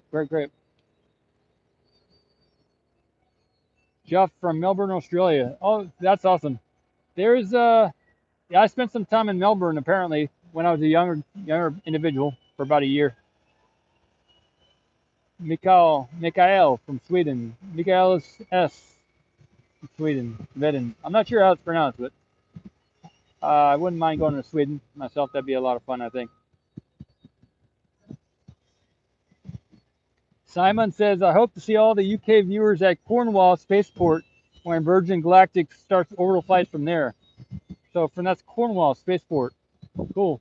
I was thinking it might be cool to go to some of these other launch locations and stream from there too. So I'm generally I'm thinking about that a little bit. I might possibly do that if it becomes um, feasible. You know, if it becomes exciting to me, I might do that. I'm still kind of getting my thoughts around it. Stephanie from Victoria, Australia. Cool. Malaga, Spain. Chris. Frank. Awesome. Tom from North Carolina. Tom A. Argentina. Alberto from Argentina. Elongated from North Carolina. Hey, Silas. Morning. It's probably it's almost 11 a.m. for you over there on the East Coast. It's almost 10 here. Colin from Lanelli Wells. Yanelli Wells. Lanelli. I don't know how it's pronounced. Cool. Colin. Jack from Ohio. Alimash from the Ukraine. From the Ukraine. I'm not sure. Mark, Sweden. WickedSappy.com from New Hampshire. They make the best maple syrup. That is true, probably. Finland. Elongated's in Asheville, North Carolina. So Tommy N from Finland. Richard standing right next to me. I'm looking for Richard here. I don't see Richard here, but he says he's standing right next to me. That's cool. Sydney. Gilgamesh from Sydney. Don Shutifan. Salt Lake City. T3 Toya. Tokyo, Japan. Tokyo. Awesome. That makes sense.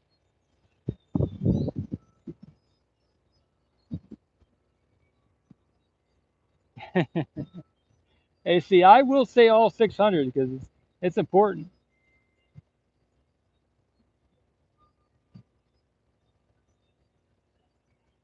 Captain Pike from the DS9 in the Bajoran system, also known as Wisconsin.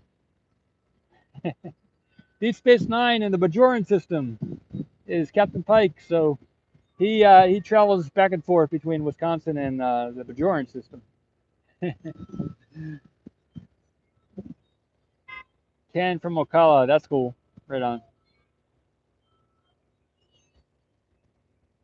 Central Macedonia, Greece, but Google knows where I live exactly. Walk dog. Alejandra Imatias. Cool. Well, the next launch is thought to be in about a month or so. So maybe late September, probably October. I've been hearing October is the soonest, but you never know. That's what I've been saying though, October. Next launch. So, Stephen Lewis asks Immortal. Yes, so Stephen, you're touching on the aspect that I was referring to as having never been born or died. Yes, immortal. But we all are. What I've been saying is the one being interacting with itself is immortal. Yes, immortal. Everyone should give Paul a thumbs up, like on his channel for all his good work. Thanks, Toyota. I concur. Armandino from Portugal, Lisbon. Ken Elon's Tiki Bar. Awesome. Nice to see you here. So this is a space where we can definitely collaborate on all kinds of things because we got people from all over the planet here, and maybe from off planet too, like Deep Space Nine, the Bajoran system, and the far dark side of the moon. So we got plenty of opportunities for collaboration here if you're interested in space or anything, and really. So you're welcome to check out the Discord chat and also the chat here on the videos and everything. So that's what it's the more we collaborate here on the planet as a people, then, the more fun we can have all together. So, Will from the Philippines, Will L, Filipino, mabuhay to you, mabuhay. Say, Texas Red says GSE 7 will come into view in just a moment. It's behind the Booster 3 now. Okay, so I'm going to focus in on that area there.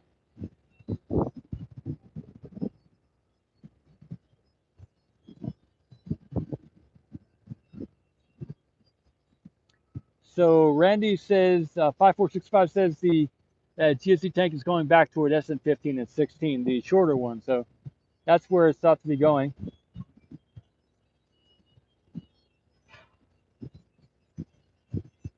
And GeoLaw was talking about 3. GeoLaw 3 has some good ideas about the future of money. So yeah, you're welcome to share that in the comments here.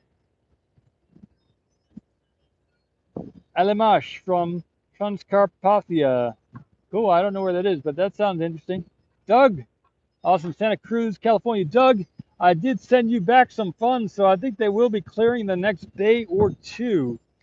It really made me happy that I was able to do that. So thanks for the support in the past, and you're welcome to support in the future, but maybe smaller amounts. So, but thank you so much, Doug. And it made me feel really good that I was able to send it back your way and maybe support some other worthy individuals. Thank you. From Santa Cruz, California.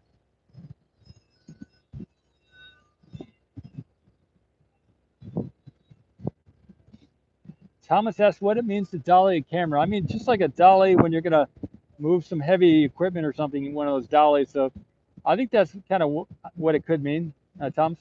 But Doug, thank you so much for the help in the past. Thank you.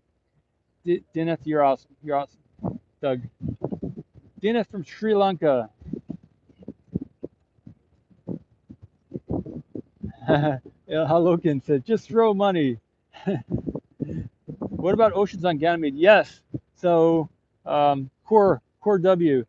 Yeah, Ganymede is another big one. And on the description of that video with Dr. Caitlin Ahrens, I did, in the description, I put the order that she put the water as far as the volume of the water in comparison to the other moons and planets in the solar system. So I have somewhat detailed, just based off of what Dr. Ahrens said, the amount of water on the different moons. So you can check out where Ganymede is on that list compared to the Earth, compared to the other planets like Enceladus and the moon Enceladus. So Enceladus has one of the smaller volumes of water in comparison to the other moons, and I think Ganymede is much larger amount of water than Enceladus. So pretty exciting. Core, good comment there. Peter, Placerville, California, about 10 miles from Caldor Fire. Oh well, Peter.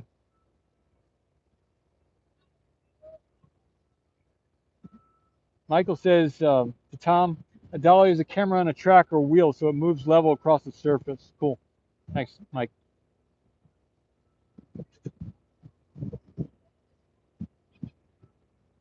RL Copeland from Colorado. Nice. So just the big thing happening today is at the tank farm here on the left, we have a bunch of GSE tanks. So James from Houston, Texas. Just like we see here, that silver tank there in front of us, they're going to be bringing one of these down the road here. So that's what's going on right now. They're bringing one of these silver tanks down the road. Sushil Kumar, welcome as a member here on Ocean Camp. Thank you. Welcome. And there are a few member-only YouTube views that I put the same message in the GoFundMe. I also put the same message in the it starts with a P, Patreon. I put the same message in all three areas: the Patreon, the YouTube, and the GoFundMe's. But there are special member messages and sometimes videos that I put out that are only visible to those individuals. So thanks and welcome as a member here on YouTube. There's a message I put out.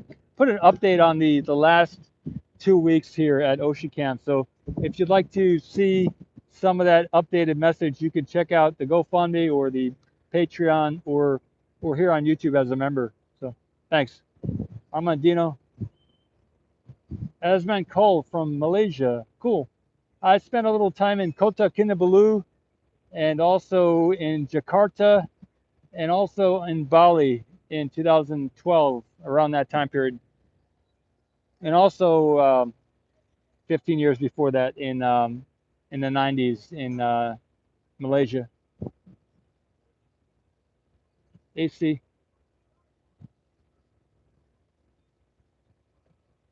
Hey Gator, yeah, an iPhone X would meet my needs here. Thanks. Seeing the question for the first time, Gator. Yeah, if you'd like to send an iPhone here, any type of iPhone will work as long as I could use it for almost anything. I could use it for a personal hotspot to read the chat on a second phone. When I leave this phone somewhere, I could use it as a second streaming phone. So yeah, if any of you have an iPhone X, sure. I'm not sure what the specs are on it, but for sure. Yeah, IMU says we're right here next to you, at least in spirit. Yeah, sure.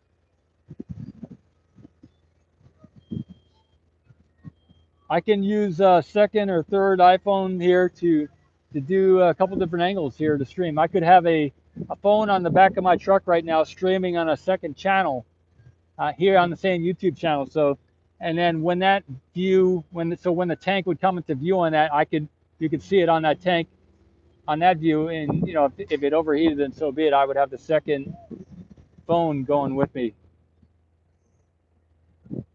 Walk dog.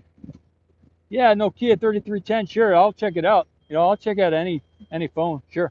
Thanks, Walk Dog. You know, if you want to part with the thing, or if you think I could use it, then sure, I'll check it out. I could even send it back maybe if it wasn't going to work or something. But make sure to put a return address if you want it back or something.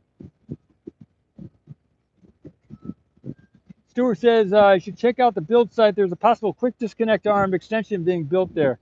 Okay, Stuart, thanks. This is the first I'm hearing about it. I will check out the build site at some time to see if I can find or see an arm over there.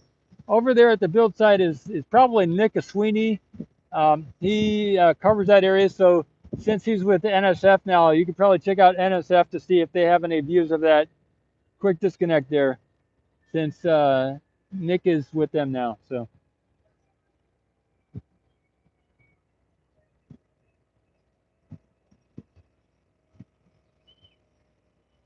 So again, a summary of what's going on here. We have a road closure here until 12 p.m. So it's so noon. The beach is open. GSE 7 is on the move here to the launch site, and possible movements of the catch arm there.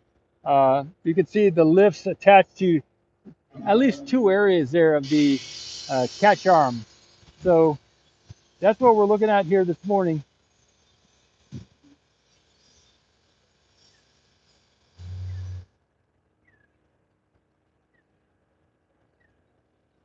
Yeah, the tank is in view here too. So I'll zoom in here on the tank as it rounds that corner.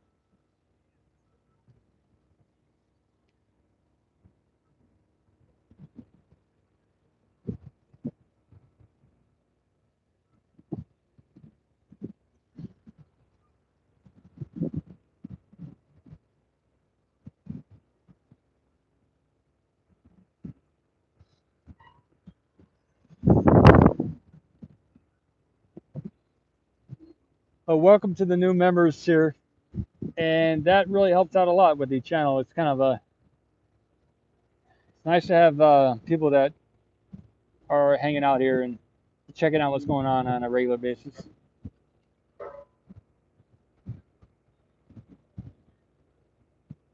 Ray asked if Bucky is used to lift the GSE. Is this the first thing it's done since the launch platform and breakdown? I would have to think about that. I would imagine that Bucky has been used for something else since then. I mean, yeah, Bucky was used yesterday and this morning to lift a couple individuals over the tank farm. So, but maybe for the first lift since then, I'm not sure.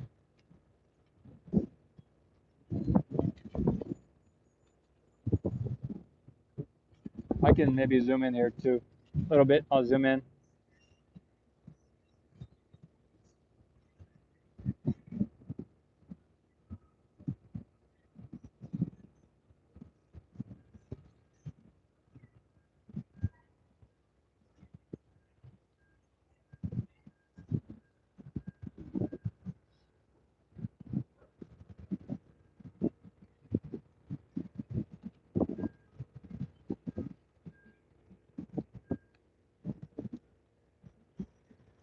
Hey Tim.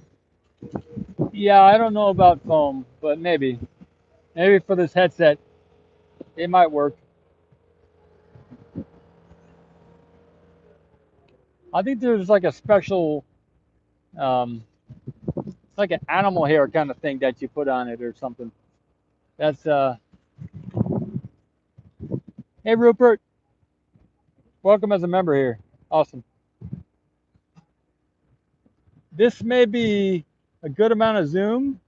I'm not sure, but I think this amount of zoom is pretty good. Rupert, yeah, welcome as a member, Rupert. Thank you for joining it.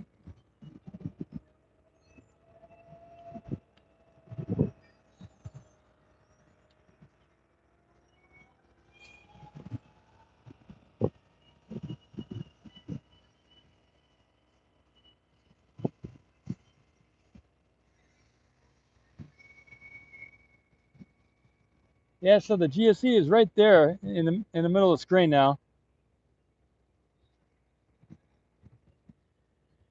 Tom Tech.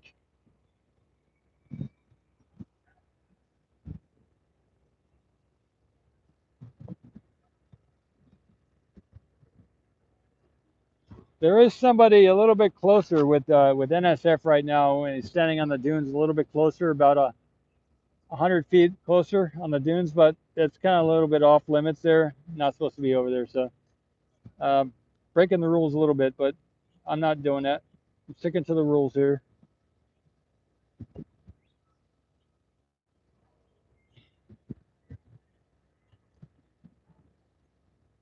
Yeah, this is on the. They will be on the newly paved road in a little bit, so they're not on it yet.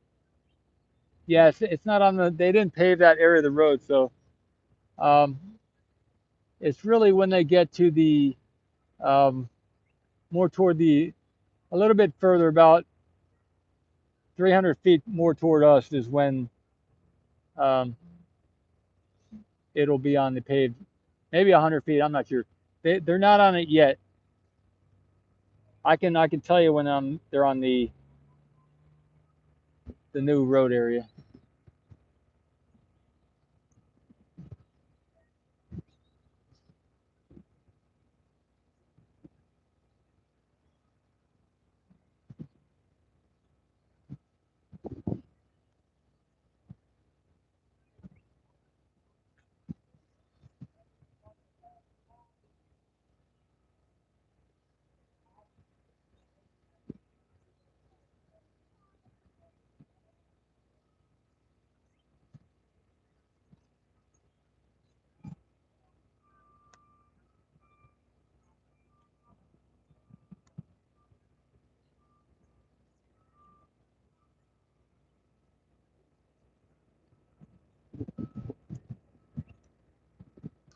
Looks like a tall GSE tank. Some of these tanks are shorter and some are taller. The ones that go on the back shelf of the GSE tank farm are shorter.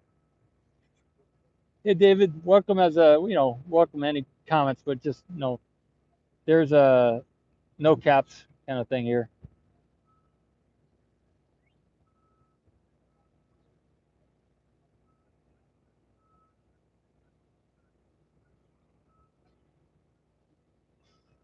Nice, Pascal. Which direction should I turn? Armandino. So this is one of the taller GSE tanks.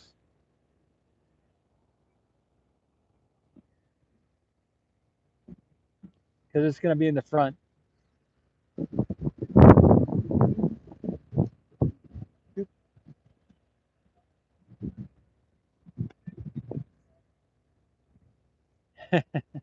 Kevin Pike.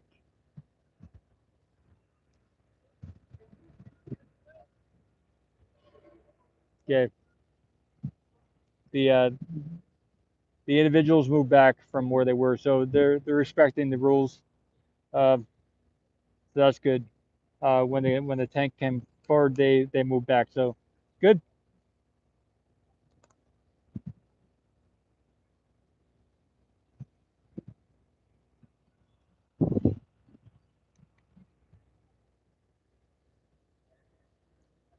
Could I get a shot from in front of the parked cars? Yeah, I could do that. I could do that. You want me to move down to the road, everybody? That is a little bit where the other cameras are. Let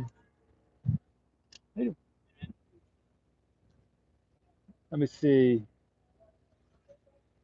I will have the better thing when it goes into the little thing up there. There are a couple other cameras and people down there on the road. I think I'll stay here. It's just nice to have a little bit different, everybody. Yeah, thanks, Kendall, for the support there. Space Cowboy. Yeah, thanks, Joseph and Shefix. Simon, thank you.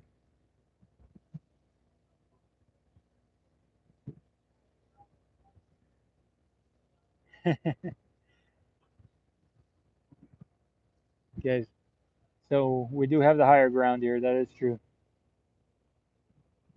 Plus bare feet. Yeah, okay, there we go. That is the winner. The bare feet thing was that was the winner there. So thank you for pointing that out. I'm gonna tilt the camera up a little bit. Gonna be pretty tall when it comes in front of us here. So,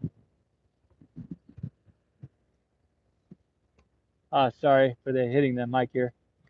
Okay, you see me on the NASA space flight stream. That's good. See Ocean Cam on the stream here. That's good. See.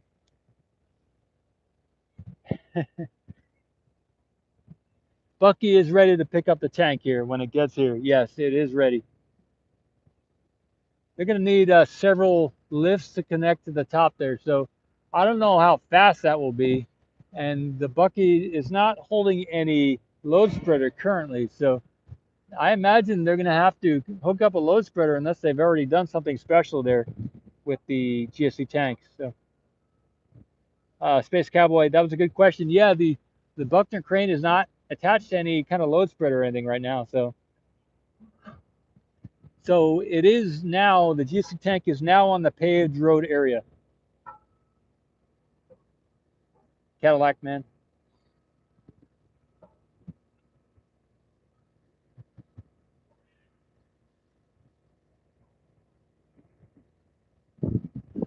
So this one is going to be all the way on the front right of the tank farm. So see, what I'm remembering is that this is a methane tank is what I'm remembering. Yeah, that's what I think the use for this tank is.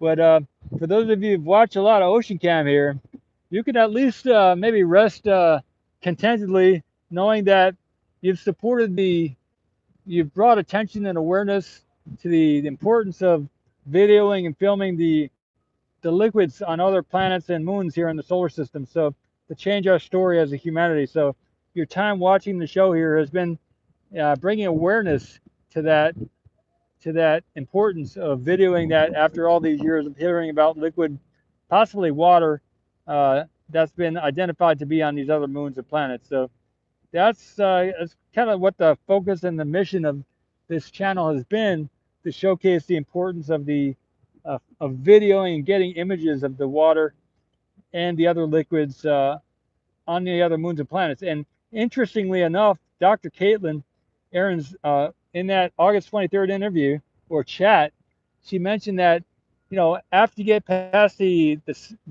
asteroid belt around Mars, Jupiter, after you get past there, the frost zone, the freezing is pretty high, and so they find a lot of different types of ice, not just water ice, but like methane ice, and so the moons of all these different worlds have ice on them, and it's not only water ice, it's nitrogen ice or whatever's on that moon. Yeah, so it's pretty awesome. We got oftentimes around 20 to 25 miles deep of ice on these different moons around Saturn, Jupiter, and the other planets. And beneath, if the planet has, or the moon has, an elliptical orbit around the planet, if there's a moon and it has an elliptical movement around that planet, that going around, like the moon of Jupiter. How many moons are around Saturn, right? So if the moon is not going perfectly equidistant, but moves in an elliptical pathway, that causes a cracking of the ice on that moon, and then it lends to the ability of liquid to be on that moon. And also, some of these things have geothermal activity under the ice, so that leads to how there could be liquid under those miles deep of ice.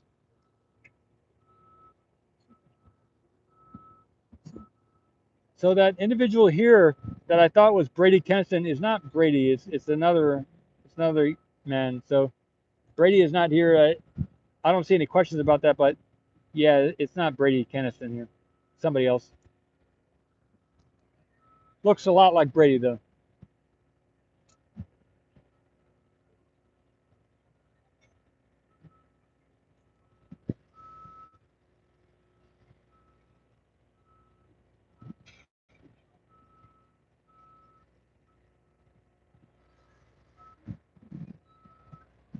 Richard says gravitational friction. Cool, cool, cool. Yeah, right now it's halted there, and they're probably preparing the area there at the entrance where they're going to bring it in. You can see they're moving around a lifter there. So moving any last things out of the way for when they wheel it in into this entrance in the center of the screen. Yeah, Jeff says, I didn't know that. The geothermal activity comes from the elliptical orbit. Thanks, Jeff.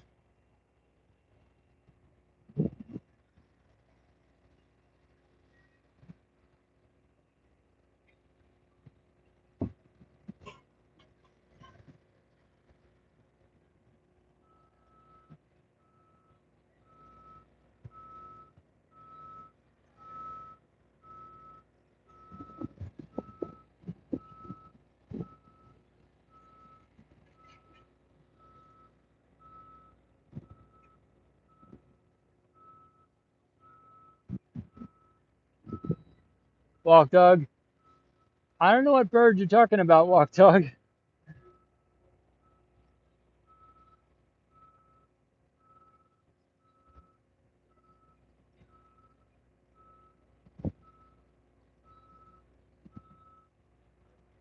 Yeah, so there are some crows here. Or I'm not sure what they're, yeah, I think they are crows.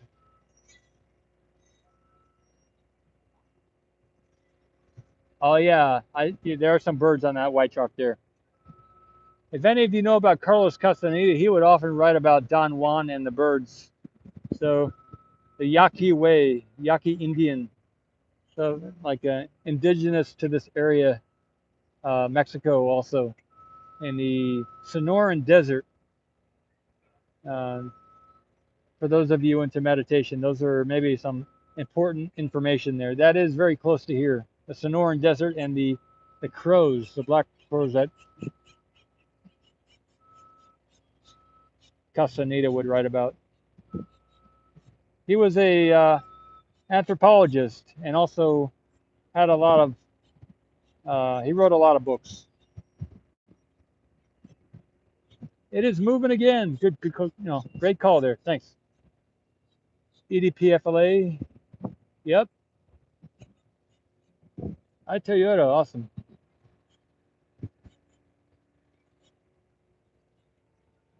I got a shot here at the top of the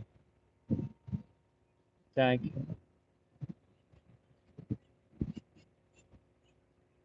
There's some wind here. Okay, so that's a good question. Simon says about the contamination.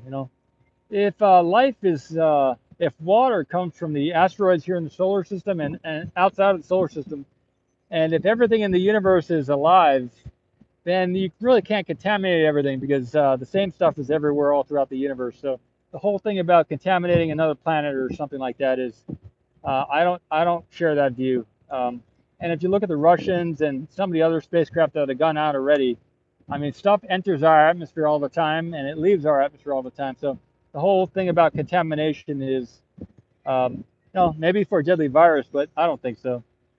That's I mean, to be debated, and I'm definitely not knowledgeable or an expert in any of that field. So I'm just uneducated speculator. But I think if you want to be 100% uh, safe about the contamination to other planets, what you can do is learn to go out of body. I have another channel for that, and then you would never uh, contaminate any other planet because you would never take any physical particles there with you. I did a video on that about 2 or 3 years ago, and about the safest way and the fastest way to travel to the other planets would be out of body. So if any of you are so concerned about contaminating another planet, you might look into meditation and astral projection. I'm gonna let it go, but that is the best way to be safe.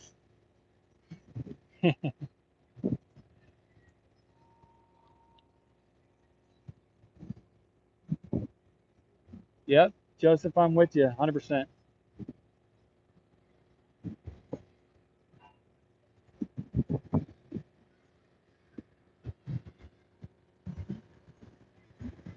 I mean, if you look at all the space rockets that we've sent out, they haven't all been decontaminated. At least some of them have skipped the decontam process. So if we were going to be safe, then we already missed our opportunity. Yeah. I think it's not something I'm very educated about, so I'll stop talking about it.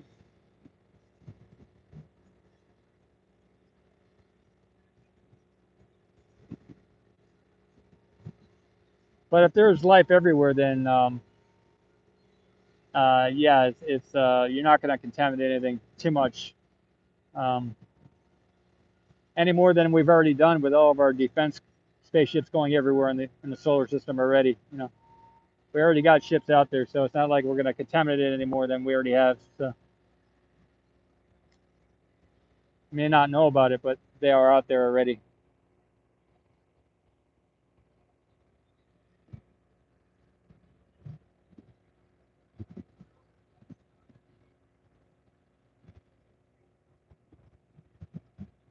I mean, if we found an edible life form on another planet, even though I'm a vegetarian, there are other people out here who are not vegetarians. So if they found an edible life form on another planet, I can guarantee you it would be eaten, and the whole harming of life on another planet would go out the door. So there, that theory only lasts so long, everybody.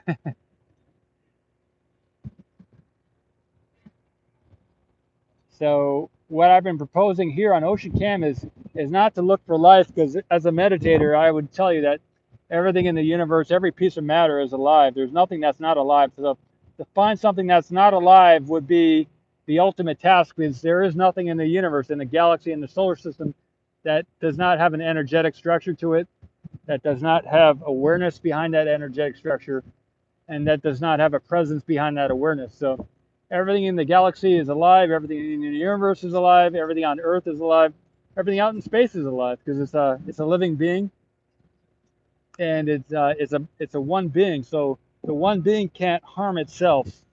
It will always exist. It has ever always existed. It can only change form, shape, and matter. So it can transform. It can't die, and that's my little spiel. But to find something that's not alive in the solar system, in the galaxy, or the universe, that would be quite a feat, because there is nothing that's not alive anywhere in the universe. As a meditator, I can tell you that. So I'm getting some comments that it's not 4:20 here. It is 11:32, no, 10:32 a.m. So you're corrected. It's not 4:20, and I do not do any 4:20 myself, although I respect those who do.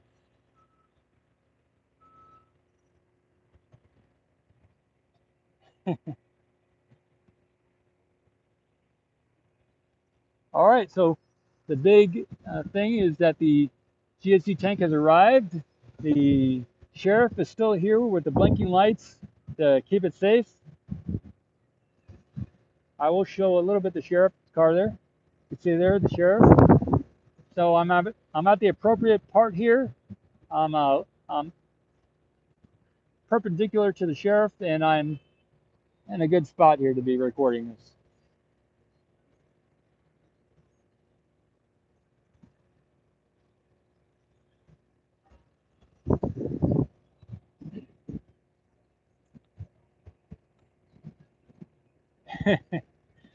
Okay, everybody. It's still morning time, everybody, so thanks. So we have the GSE tank, and we got the booster 3 on the right, what's left of it. It's been cut in half. And then below that, we got the catch arm. So we have a little bit of a fractal image. If these were all the same thing, we would have a fractal repeating pattern.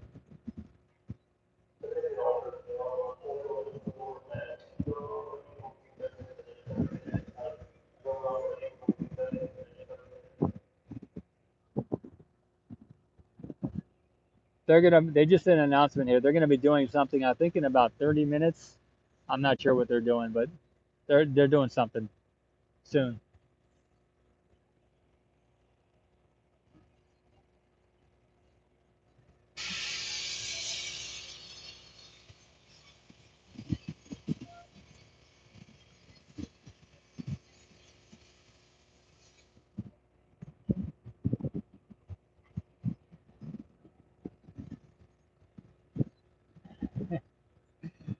Yeah, I think if you all want to understand more of where I'm coming from with some of my chat here, do about 2 years of meditation. That's all it takes. 2 years, and 2 years of intense meditation, like every day for like 6 hours a day.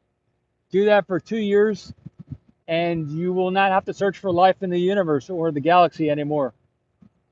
If you do it for real for 2 years, all you have to do 2 years of meditation. You don't have to spend billions of dollars. You don't have to build anything. You don't have to mine Mother Earth. You don't have to dig deep trenches into the earth. You don't have to pollute the atmosphere with rocket fumes. If you want to help the earth, help the people, help yourself, and transform your world understanding, it only takes 2 years. It doesn't take 4 years of college to learn philosophical things. You can become, Melstar says, you too can become completely nuts, but also find the truth for yourself and find out if I'm full of baloney or not. But yeah, if you do even 6 months of meditation, you'll find out that everything you knew about certain things might be not true. But if you do 2 years, you'll definitely find out a lot of things that you thought were not true, and you will probably make contact with other beings in the universe, as I did after my first year. It actually happened for me. But maybe you're not as quick as me. Maybe you're not as smart as me. Maybe you're not as intelligent as me. And it may take you 2 years instead of 1 year. So, yeah, the sheriff just left. The road closure is done. And I didn't have to spend billions of dollars to find life in the universe. I didn't have to build a big telescope. But for all of you who are not willing to meditate or go within or relax, I will be sending a camera to another moon to find liquid water on it, because that excites me also. And I haven't seen liquid water on another moon or planet off the Earth in all the years and all the spaceships and billions of dollars we spent, because for whatever reason it hasn't been important yet for these scientists to take video or images, which are 1,000 words each. At least each image is worth 1,000 words. Haven't seen any images yet of the liquid or the water on any other moon or planet anywhere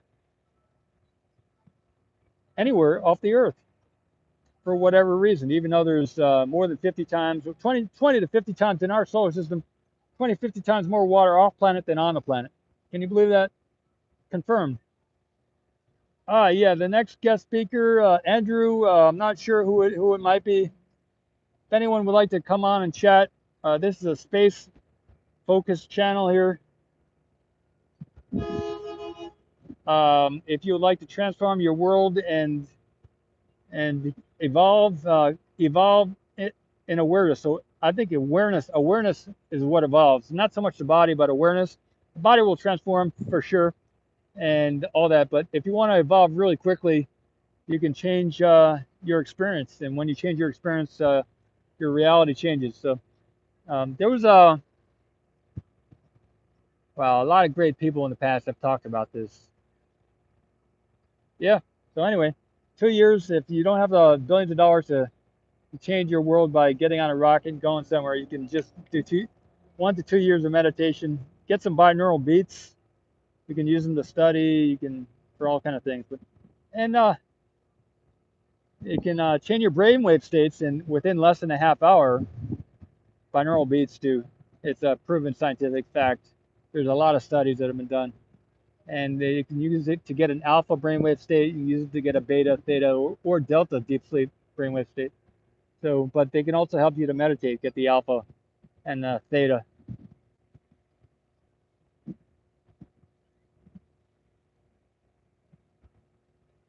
The type of meditation that I do is called life. My meditation is called life, Life, life, and I do it 24/7, 24 hours a day. Okay, everybody, that's what's going on here with the GSE tank, Life. It's a new type of meditation. I've been doing it since I was born.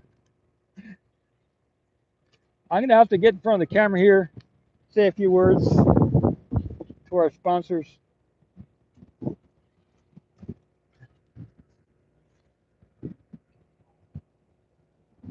Okay, just a minute. Just a minute.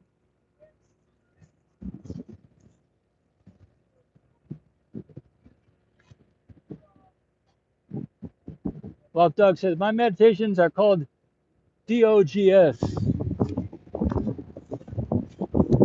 So we have somewhat of a lull in the events here.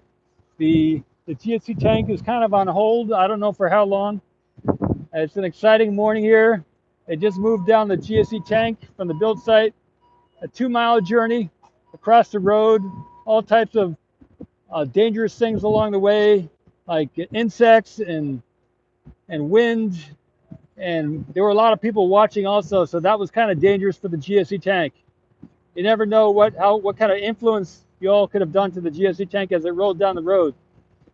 My name is Paul Mamakos, Paul S Mamakos. There are a couple other Paul Mamakoses here in the United States, but mine is Paul S Mamakos, also known as Prince Paul Mamakos, because I changed my name in 2017. And you too can be a princess or prince if you change your name and say, I am a prince. So I am the wacky, very intelligent meditator, also giving you shots here of the SpaceX launch site and some of the weather going on around here. Ocean Cam is the name of the channel, and that's what's going on. This is for the dust. You know, when there's a lot of dust here, a lot of the workers wear, a face mask, balaclava. It keeps the dust out of your nostrils. And of course, I have my umbrella here from Elongated Muskrat, one of the viewers of the channel here that also visited with his father named John. So that's what's going on here. Hope you're having a good day, and I'll continue streaming, but that's where we're at so far this morning. Y'all are still here. I thought you would have left now after hearing all that. Okay. Leah says, I just astrally projected into the GSE tank. There you go, Leah. That's awesome. What did it look like? What did you see?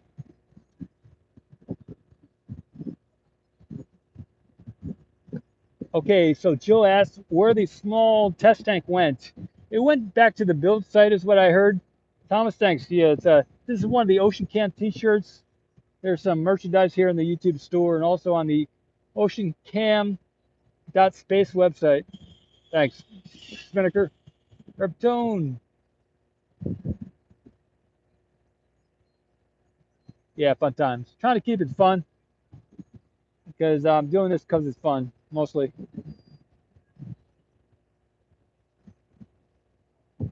Thanks, I tell you. I'm trying to loosen my brain up so that I can think of more things to say. I've learned to think without using my brain, so I think that may make me a unique individual. There are other people who also think without using their brain, but I'm trying real hard to think without using my brain. But first, I have to relax in order to do that. It only works when I relax. See you later, Gilgamesh. I think I might end the stream soon, is what I'm thinking. Sometime in the next 30 minutes, I will end the stream. They're going to be hooking up the load spreader here. They may move it this morning. If they move it this morning, that would be epic. But a lot of times they will connect it to the load spreader. It's kind of an involved process. Then they'll get a couple lifts up there to check each side of it, and then they will lift it. Sometimes they wait 24 hours before lifting one of these tanks. Yeah, I can shoot up to the tower here. The quick disconnect is not visible from where I'm at. Thanks, everybody. Yeah, I'll show you the tower from here. It is a little ways up. The disconnect that they just raised up a couple days ago. Yeah, I will get some shots here of the tank farm too. That's a good thought there. See the tank farms here, and the tower is there we go. Some wind here. See, there's a tower. We can't really see the quick disconnect from this position. But if any of you are interested in what the Karate Kid was all about, and some of the, like, there was a movie called The Golden One. No, it was called The Golden Child. My book is called The Golden One, an out-of-body book. There was a movie called The Golden Child, and it was with Eddie Murphy back in the 80s, where he met an individual up in Tibet or something like that. And I think that influenced my younger years. But a lot of that is true if you put in the time and the effort. So let me see some of the comments here. Just a minute.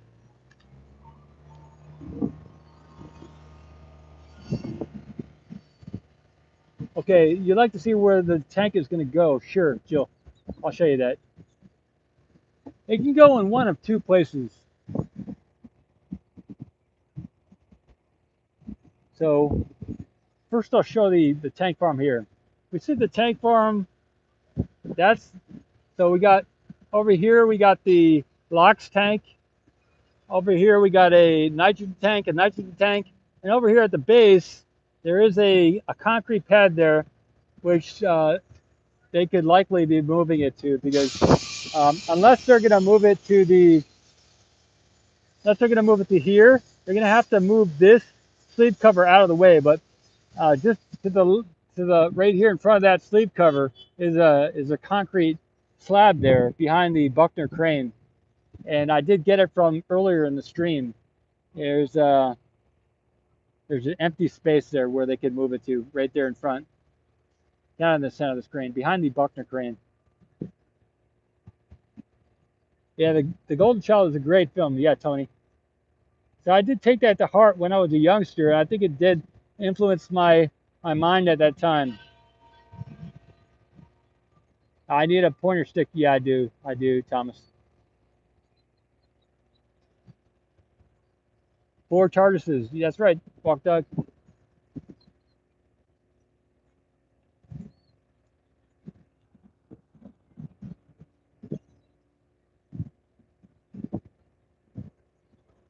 Okay, well I can move down closer to that GSE tank, and I can get another shot. Oh, what is the gas purging? I'm not sure where that is. There is some purging at the top of this. When you look at the tank farm, there is some yellow funnels going into the top of the. I'll show it. We can't see the yellow from here, but I can show you the tank where this GSE sleeve on the left, all the way on the left in front of us, has a yellow structure at the top, and from the other side I could see some of the gas coming out the top. So they are doing some work there at the top of that. Yeah. If any of you have skills that you would like to contribute somehow to the Ocean Camp thing here in production or in any way, reach out. There's always more we can do, whether it's here on Earth or off the planet, or now, today, or several years down the road.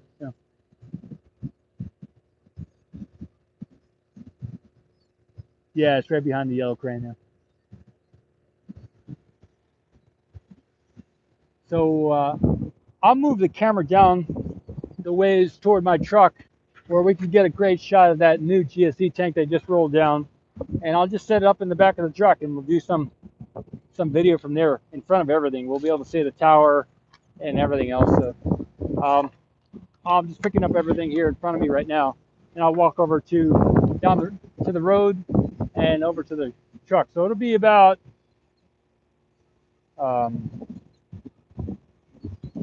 less than 10 minutes. I'll be there pretty quickly. So it's going to get a little bumpy here. I'm as zoomed out as I can. And here we go.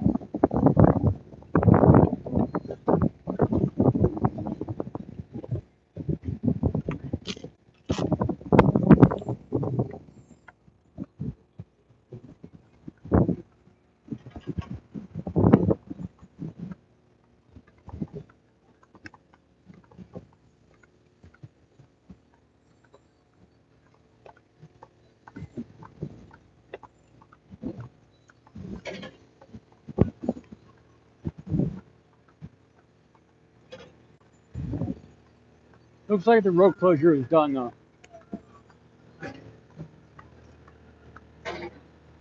I can pause here for a little bit when I get in front of that gate before going directly to the truck.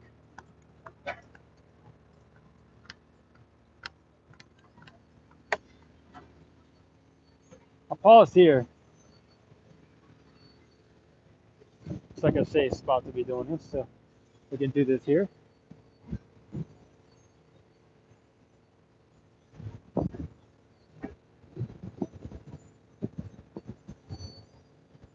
Okay, so you can see the new quick disconnect there.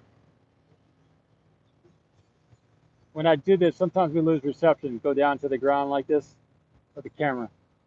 Looks like we're still good. Good. So that is the quick disconnect there on the tower. It's really tall from this perspective.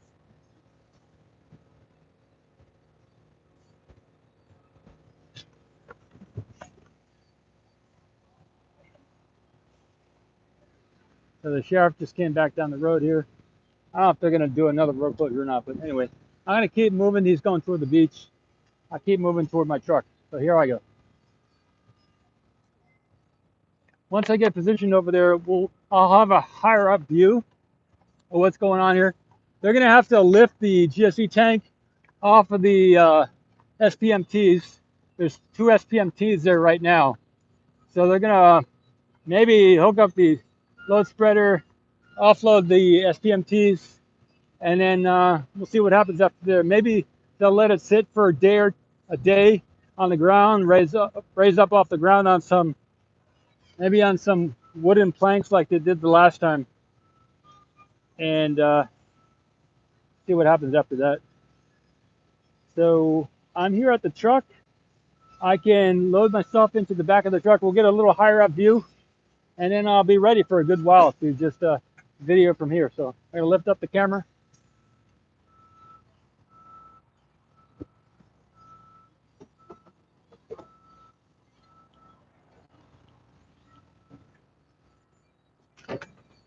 All right, I'm in the truck.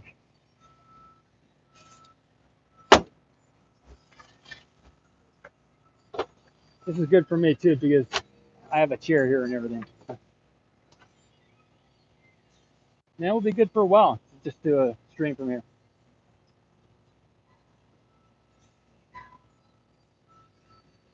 Great position. It's a great position.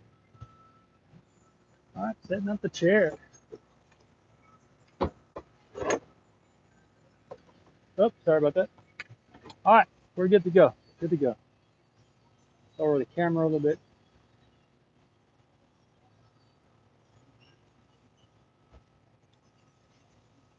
All right.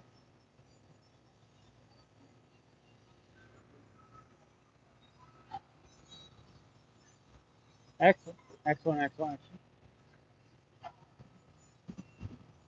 Yeah, La Padre is actually behind me. I've always been parking here, always. So I apologize if I'm in the shot there for La Padre, but I've been shooting from here forever.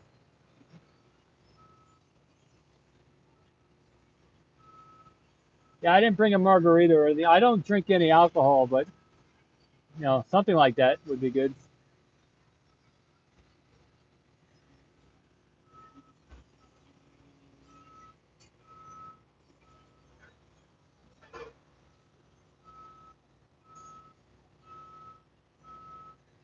Woo-wee.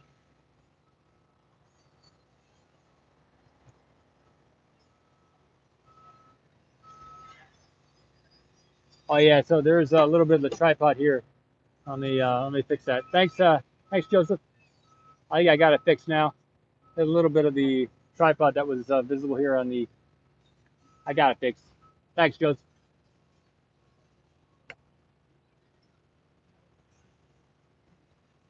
I'm keeping the sun off the camera here. I'm not intentionally trying to block anyone's view on the Lab Padre cam. So, oh, good, good, good. Thanks, Michael. Yeah, so the Lab Pod cam is the ticker is where I am, so that's good. I'm not harming their stream in any way. Good. I'm not intending to do anything to them. Good.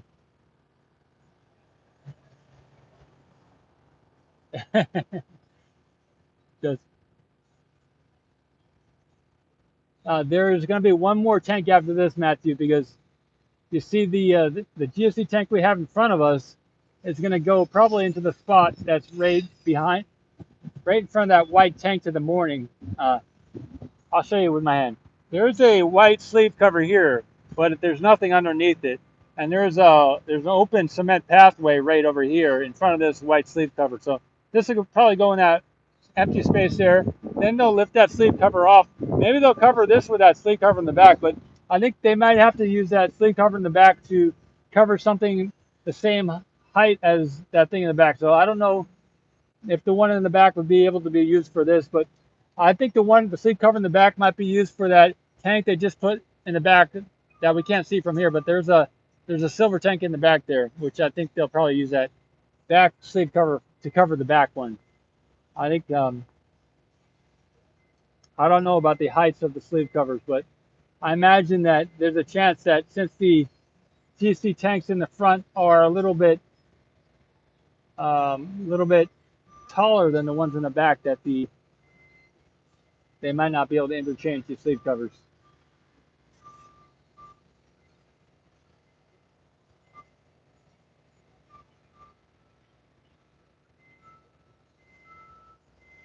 Ah, what a beautiful day. Hey, Togs, you could always put it on mute. That's the best way to get no talk. Or you go watch another show like NASA Spaceflight or something.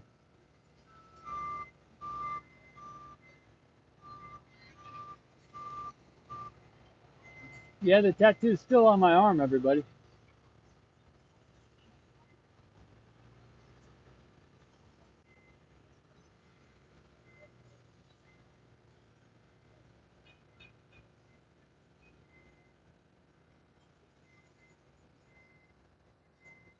Yeah, there's somebody working on the tiles in SN20, but if you'd like to see kind of the closer up view of the tiles, check out the morning, the earlier here in the live stream. We're almost here for 3 hours now.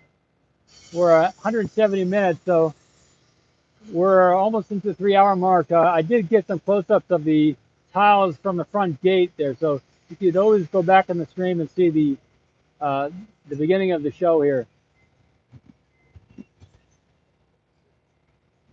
for a closer view of the tiles.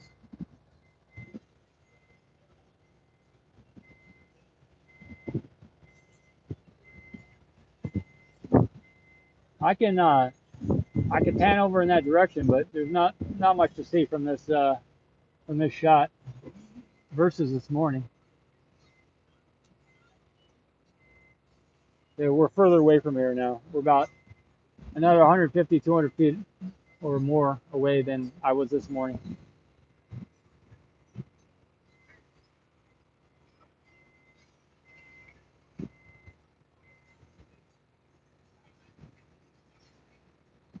Yeah, I was over there in front of the main entrance this morning.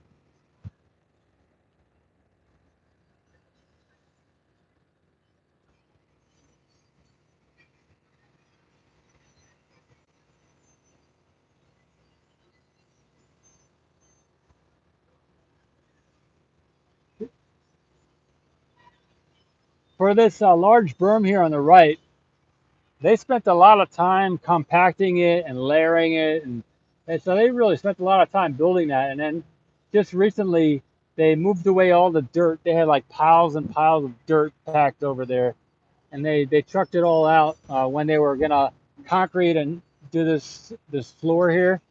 When they did the floor, they took out all the dirt so that they could have it at the right height when they concreted it.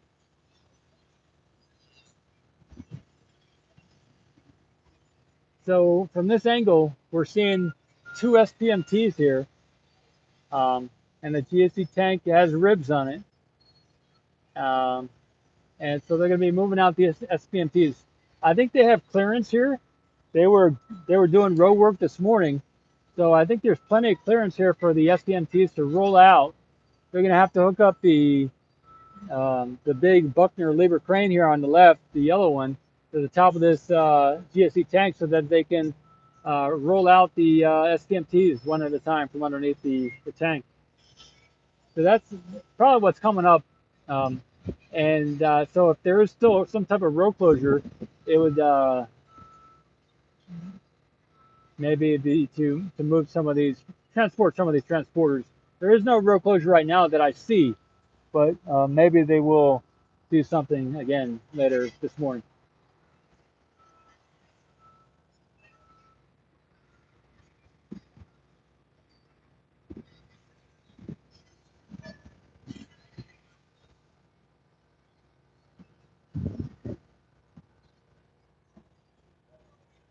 So I can point out a little bit here to the right about the berms. Um, you can see there is a black container here in front of this entrance. So this is an entrance that they did finish the floor to. So it is all they've done some work there underneath that. So this is all done. This area here, this ground has been done. They put a bunch of stuff in the ground, maybe steel or, and they concreted it. I think it's concrete. I don't think it's cement. They concreted it, and now you can see that black container there. And they have had a second black container there on top of that one there too. So it's been stacked too high before. So maybe they will stack a bunch of containers here to raise up and block this area, close it off a little bit more when it's more important to do so again, because this black container here had a second one on top of it not too long ago. So they can always just put a couple containers here and make a little bit more protection, raise it up to that other berm's height there.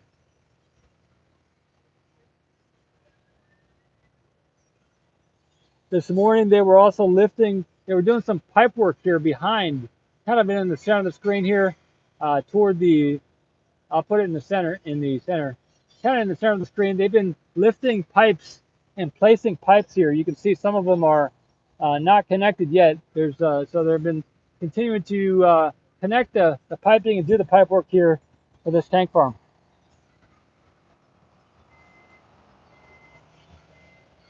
Yeah, it's pretty cool. Pretty cool.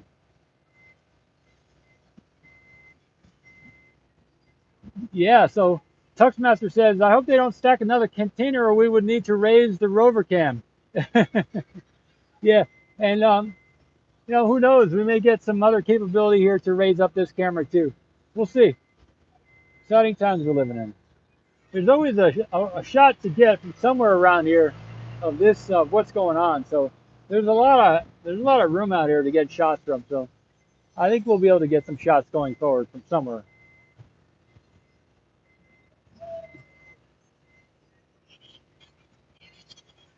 Maybe in the future we can play bingo on here or something like that. Those of you who like bingo, 12. The number is 12. I'll start a bingo thing. I think that's the way forward, everybody.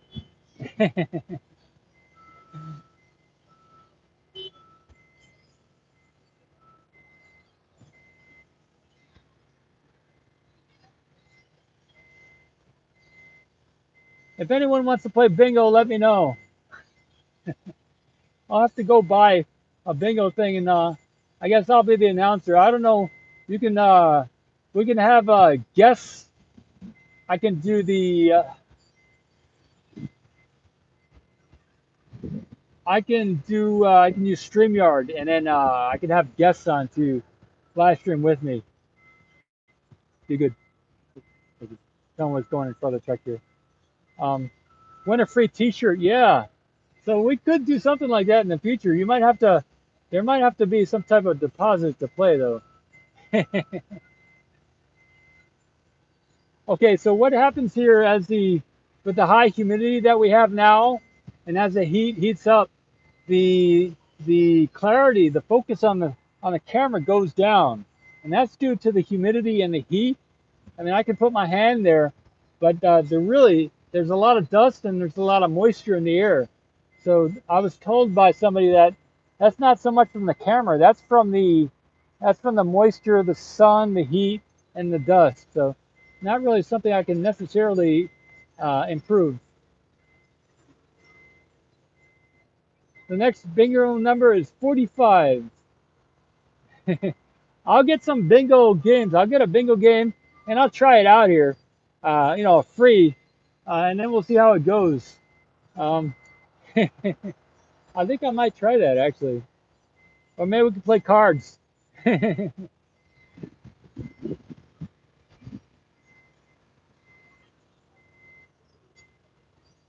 If any of you play poker or anything, um, then maybe we can have some people here playing poker, and I can have them in the shot here, and you can watch. We could definitely spice it up in that way. Gotta gotta keep it interesting, right? Yeah. So if you have any skills or you want to show your skills to the world, you're welcome to come down here and while I'm live streaming, if we talk ahead of time or right before the show or something, come up to me, say what you'd like to share with the people or with the viewers, and maybe you can show your talents here on the show. I know I don't know if any of you've ever been to a yoga ashram, but some of the swamis they have people go up on stage and if someone's really talented at something during a satsang or during a Saturday, or you can say at like a church service, if you have someone who can sing really good, they can go up on stage and sing a little tune or something. So we could do something like that here at Oshicam on site on the public side of the road. So Dice says, never mind, my laptop locked on your video at 144 pixels versus 720. So sometimes the what is it the streaming here from the site will change. So the if your focus went out of zoom, sometimes it is the YouTube down the stream quality so that it would continue from your location, and you can go in and upgrade the pixelation rate or something. So that's something that sometimes can make it better. Yeah, I am holding a black umbrella. It is, I think, black and gray, but it might be black. I'm not sure exactly which umbrella I'm holding today. This one might be the black umbrella. So yeah, I think this is, I'm not sure, but yeah, I have a couple of umbrellas.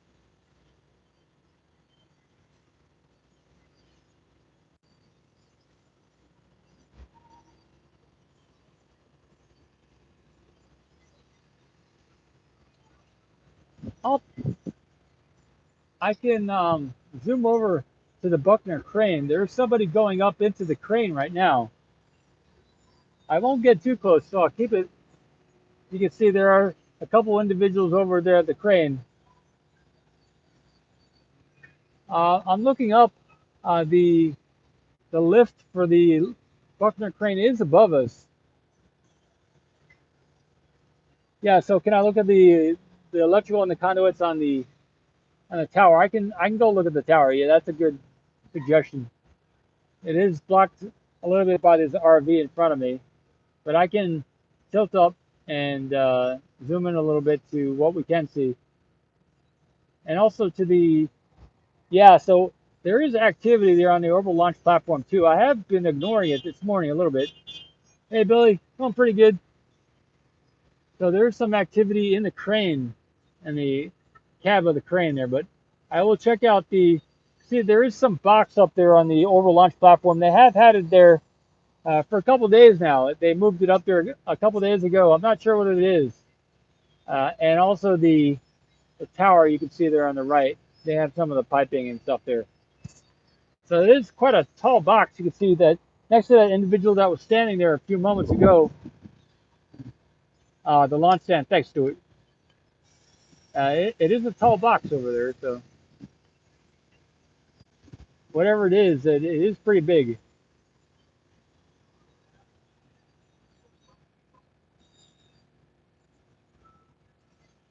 So if that box is taller than a person, then you can look at that stand to the right. I think it's all the way on the right side there. There is I'll use my hand a little bit. There is this structure here on the right side of the screen.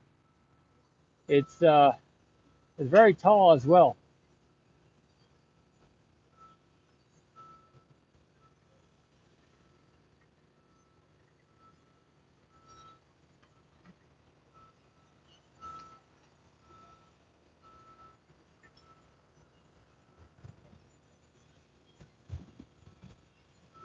Jacob says the mounting box is for the quick disconnect for the booster.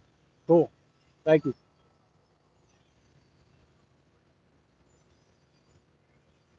Simon, thank you.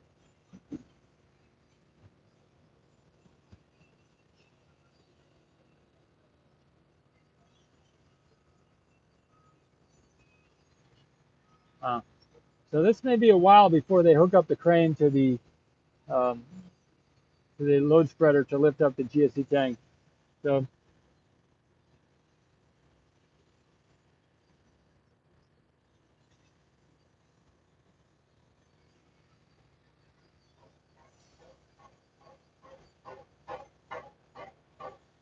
I the VW, the Volkswagen Way, from New York. I've seen people from other areas, maybe once from New York, possibly, but yeah, I've seen people from other areas more so than New York. Yeah,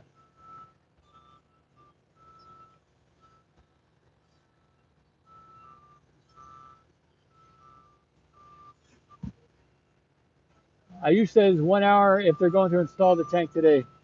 Well, the tank here is not the tank is not in the road anymore, so they have as much time as they want to do this tank move. And I don't think they need a road closure to move out the SPMT. So I think they're good to go anytime today to finish what they're doing here. So I don't know if there's a rush or not, but I think they're good.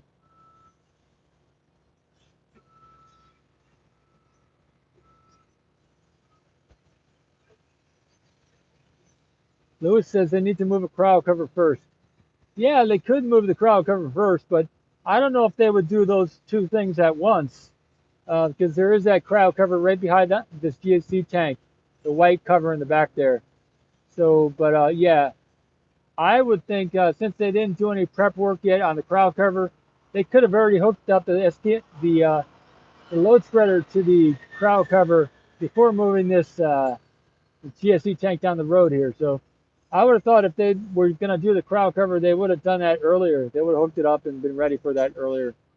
So I think this is just for the GSE tank, the labor crane here, because it is right over this GSE tank. It's positioned right over the tank. So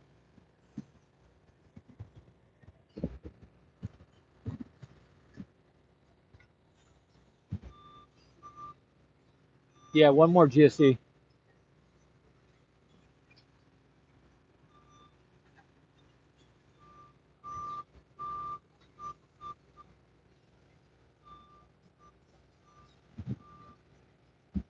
So you says there's a GSE 8, which replaces GSE 4. Cool. I'm not aware of that. I don't know what the deal on that is. So uh, thanks for the info. Yeah, I haven't heard anything about that yet until now. So if that's true, if they have to replace one of these GSEs, then it would be two instead of one more. Yeah.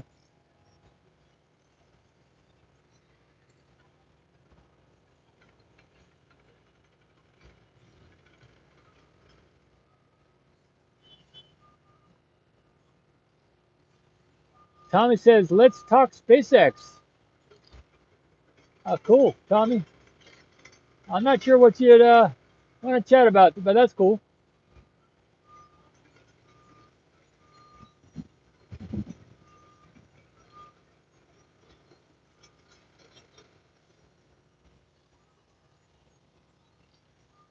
Michael says the mini GSE is a remnants of GSE 4. Cool.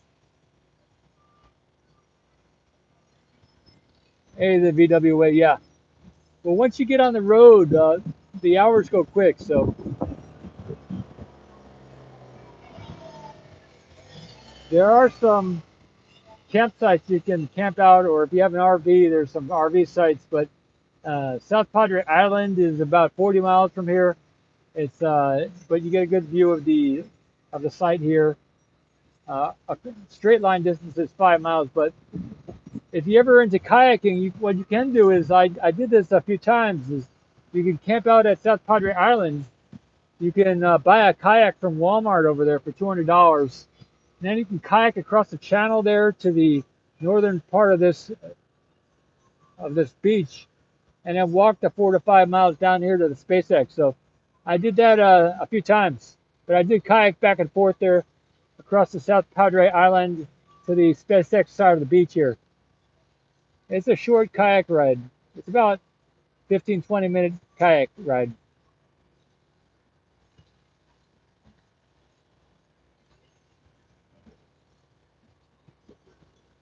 Gotcha, Seth. Yep.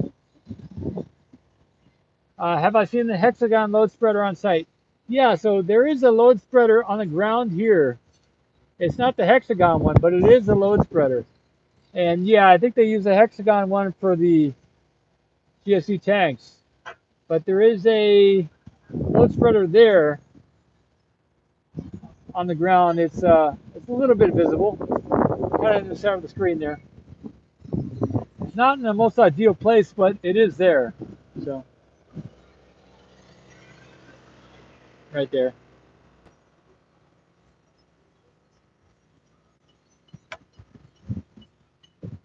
So Joe says it was sitting on top of the communications building job trailers in one of the RGB videos. Cool, cool.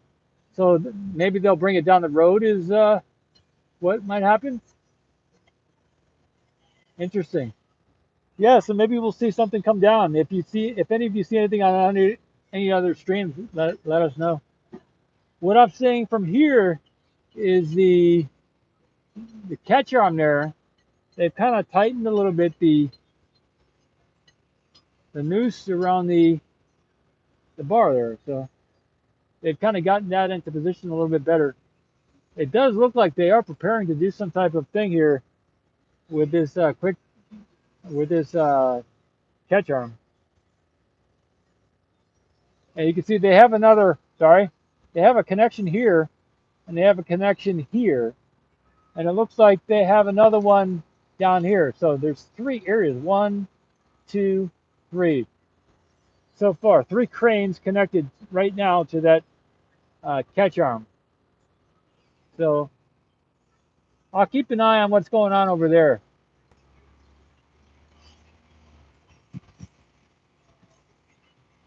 I've never seen a booster return to port here, Billy, or nor have I seen it in Florida. I've never been to the Florida site, so I haven't seen it there. But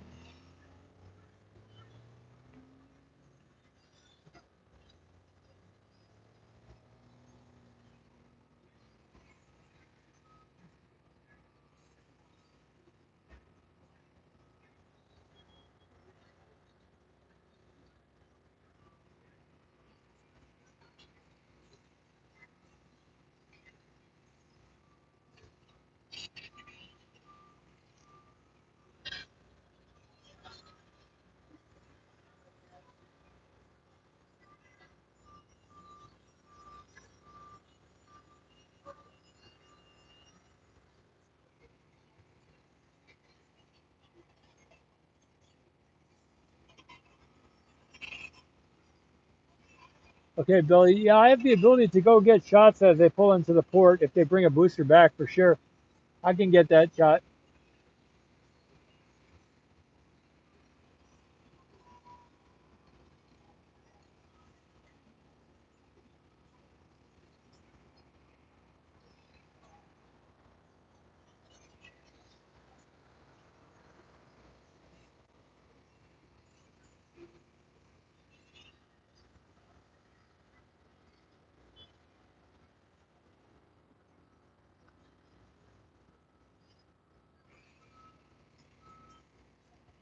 The Volkswagen Way. Thanks. Keep it up the good work. Thanks.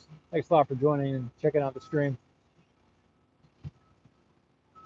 You like to see a tight shot on Starship 20, Duke?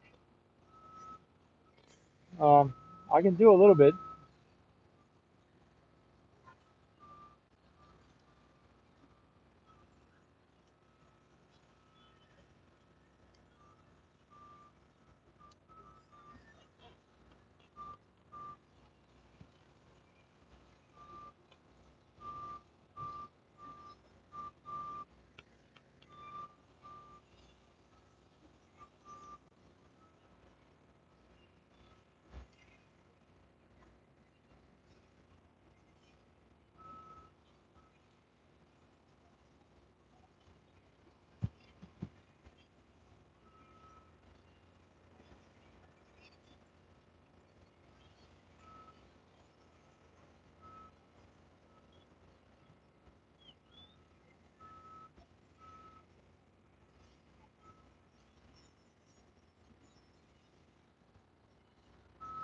Yeah, they've done a lot of progress on it.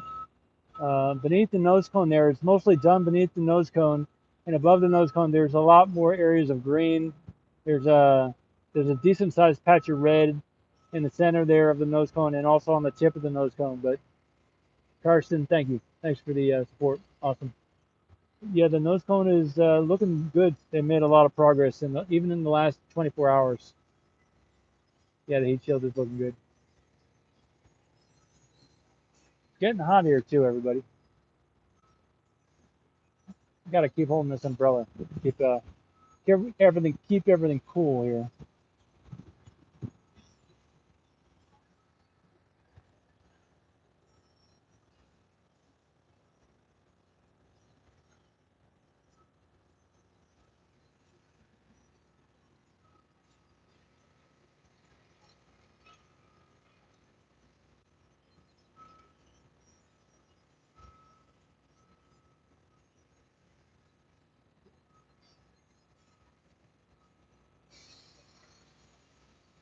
I'll come back to the shot in a little bit. I'm staying on the thinking about staying on the GSE tank is what I was thinking about doing, but I can keep a look on the different areas here. If any of you all want to see something specific, let me know. But sorry, it looks like my hand is very close to the camera there. Um, let me know if there's something you want to see. Otherwise, kind of just alternating between sites here to train the camera. It's kind of a toss up between this and the GSE tank. Duke, thanks for the support. Thanks for the contribution. Thanks. Yeah. Thanks.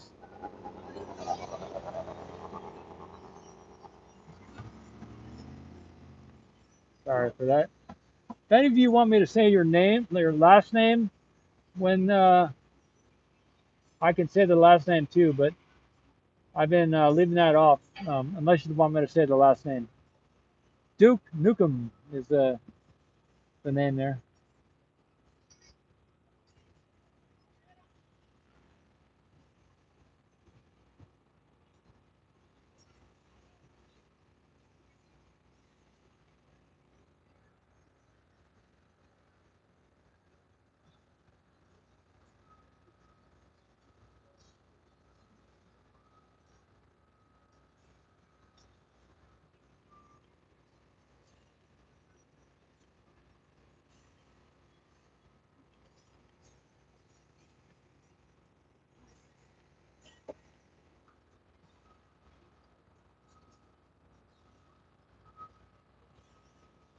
I guess I'll move it back to the GSE area. If they do something special there, I will get that shot. I'll try and be on it, keep my eyes open, see if I can get that shot when it happens.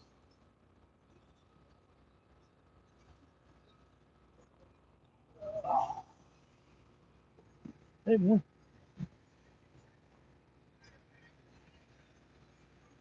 You want to be on camera? Okay. Okay, everybody, we got someone coming up. I'm going to, here's a mic. Oh. And, hey, Glenn. Just a minute, everybody. Hi, everyone. Let's see who you are, where you're from, and what's going on. My name is Jeremiah Davis. I'm from Alabama. I just came back from working for SpaceX for the summer. Nice, nice. Get a chance to come out here and see the facility. Well, the headphone is the mic, so you yeah. say anything you want to say. Yeah.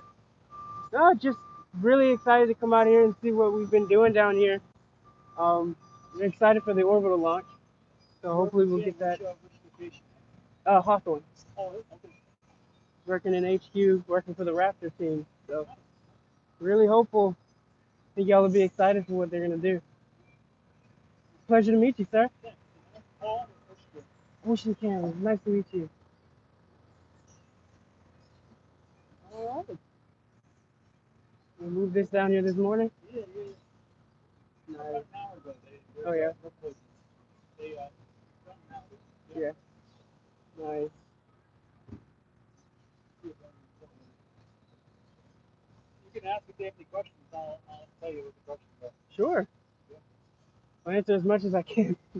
If you guys have any questions, you can go ask them, and I'll ask them.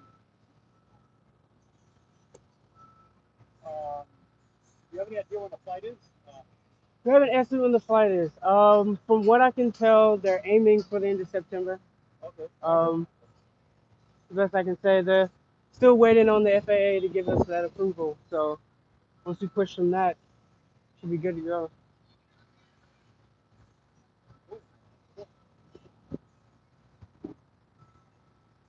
That's good. Yeah, that's good. Thanks. That's chat with you. Absolutely. It's a pleasure to meet you all. Thank you, sir. We get you one? Can I get you one? Want to see? I'm just making sure he gets what he needs. Oh yeah, good. Everybody, good morning. From Alabama, you said, right? I think. Correct. Good deal, everybody. All right. Work on the Raptor team at SpaceX, everybody.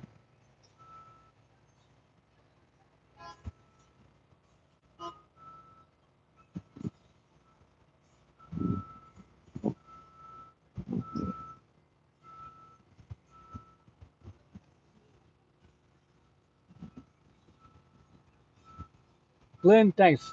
More refreshing money. Thank you. Keep up the great work. Thanks, Glenn. Yeah, if any of you all work for SpaceX or you want to come down or whatever,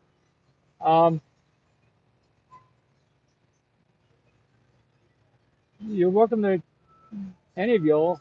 You don't have to work for SpaceX or whatever, but yeah, come on down. You can chat. You want to share something? Thanks a lot for coming on the stream, guys.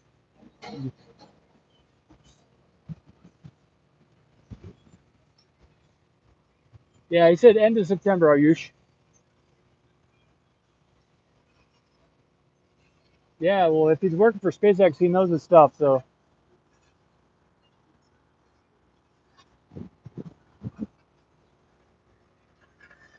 Or working with, maybe with is a better term here.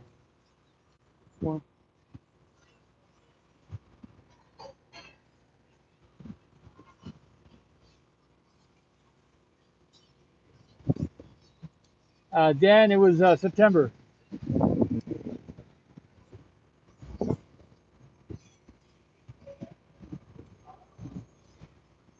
Yeah, there's I think a 2014 environmental study that they're um, trying to conclude in the best way, make sure everybody's happy. So that's what's on the plate for needing to be done in the proper way.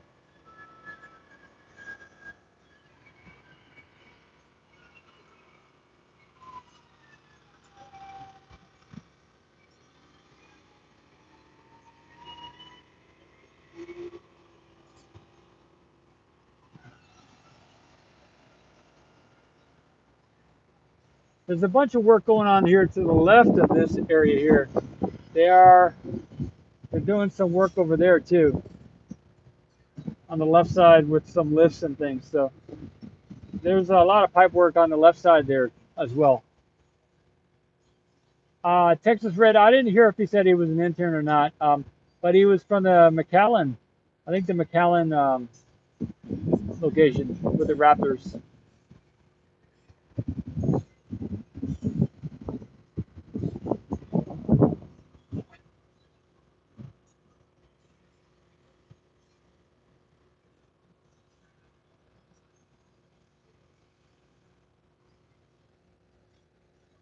So, okay, what I do see is the crane here has a green light on the top. I don't know if you can see that. There's a green light on top of the crane, so that might mean something.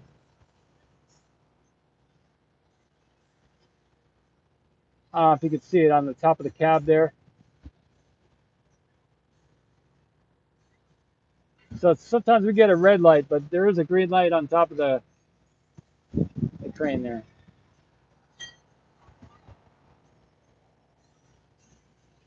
I got you one. I think for someone to get down to this location, it's kind of it's an accomplishment all in itself to drive down here because this is South Texas.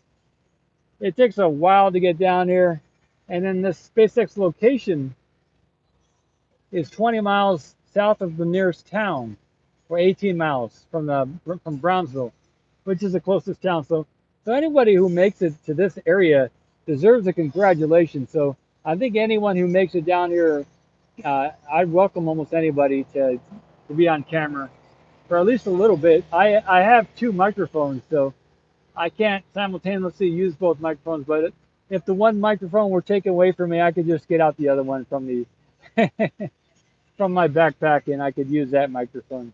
Since I do have two microphones, so it's uh, it's a safe bet that it'd be okay. I could always just mute the mic.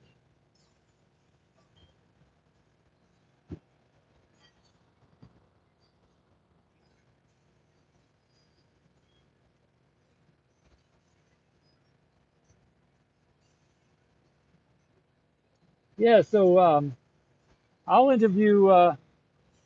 Yeah, I'll chat with whoever, almost anybody.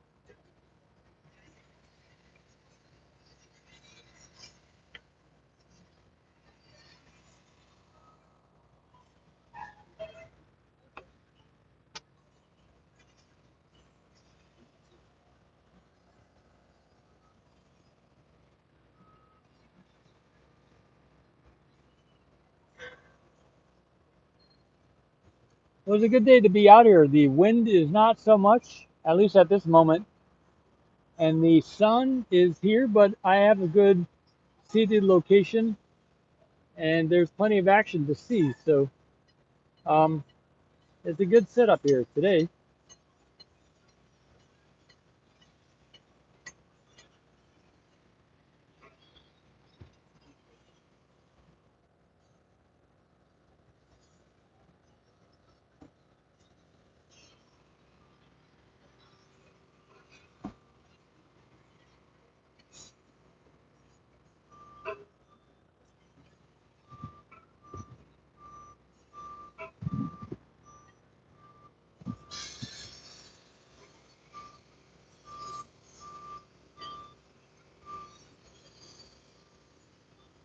Hey, people watching people, I'm doing good. Doing good.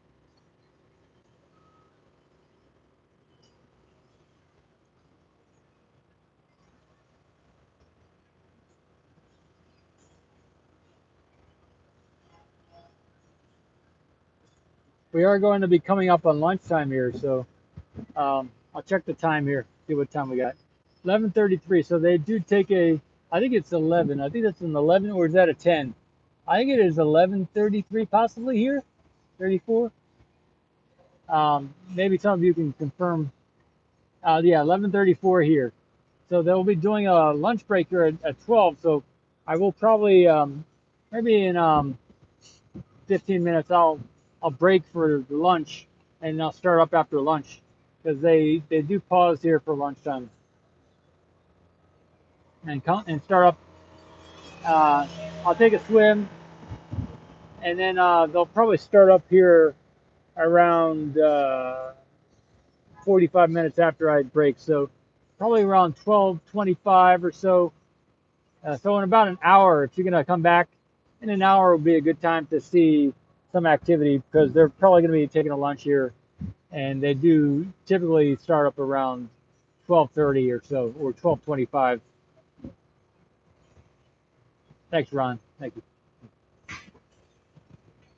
Kind words.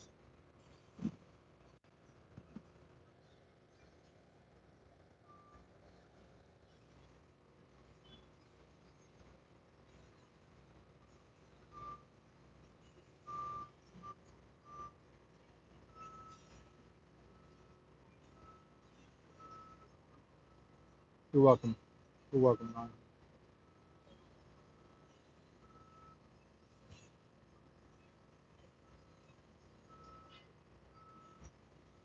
Artemis Technologies asks, have you heard how they are catching the Starship with the tower? Yeah, I'm not up to date on the most current of that. Um, but I have heard that there is, uh, yeah, I've heard that there's, what is it called? Yeah, I don't want to speak at a place, but there are a couple of things on each side of the booster at the top, which I've heard that they might use to catch it. And I have gotten some photos of what I think that might be. Dave, I did pack a lunch. Um, but yeah, they may catch it from the top of the booster. I'm not 100% certain, but I have gotten some photos of things which I think are the points where they would catch it with. There's several people walking down the road here, so we got a crowd of people walking down the road. Everybody. So good. Some more people here on site with video cameras and microphones. I don't know what the draw here today is, but yeah, there's more people than usual. That's for sure.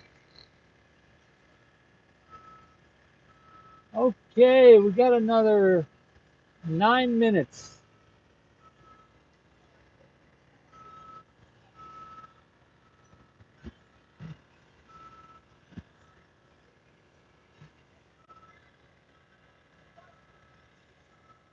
Morning. Good, good.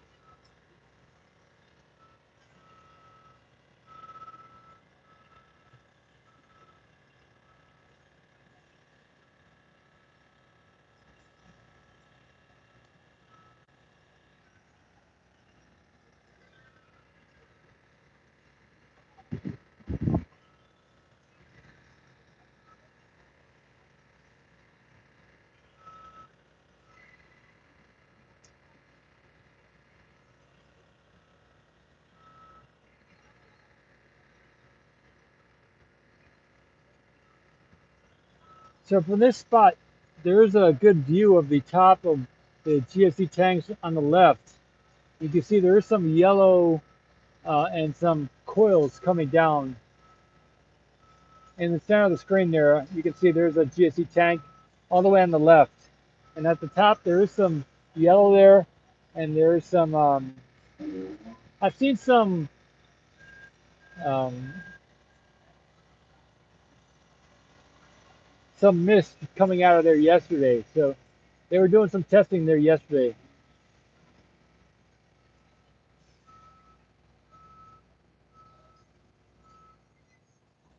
Okay, lunchtime, everybody. So that is officially the lunchtime signal. And I'll check over here just real quick. I will do another. I'll do another. What is it? 7 minutes to officially begin the lunch. But yep, they just broke for lunch.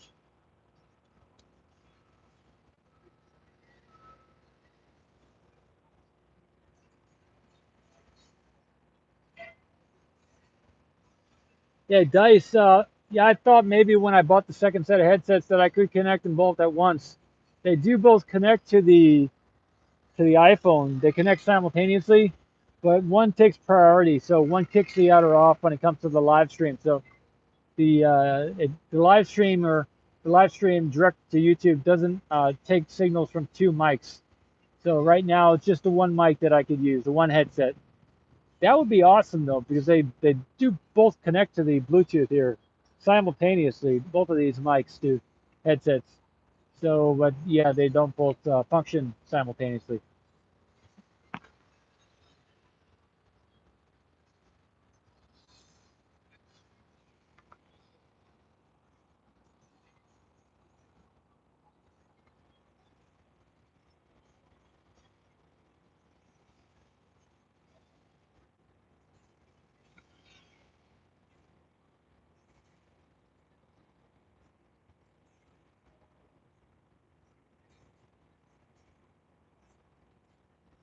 Okay, Texas Red says the yellow blower hose like a manhole blower we used in phone work and manholes pumps fresh air into the tank.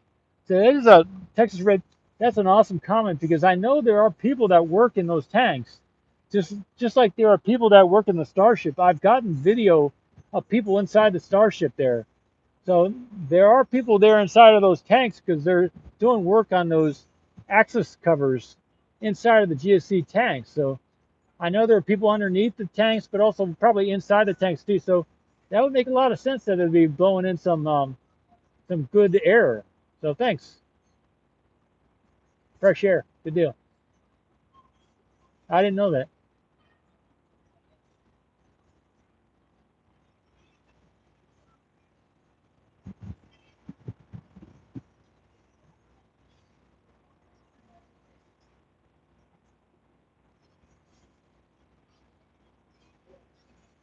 Thanks to Dragon.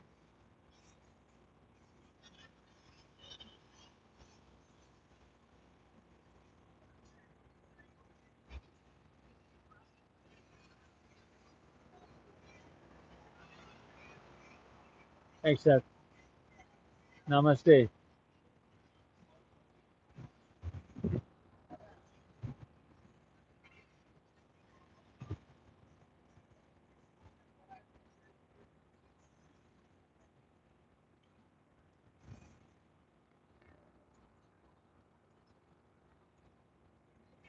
Okay, they've pretty much officially gone to lunch. So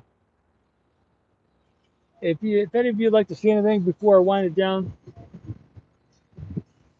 let me know.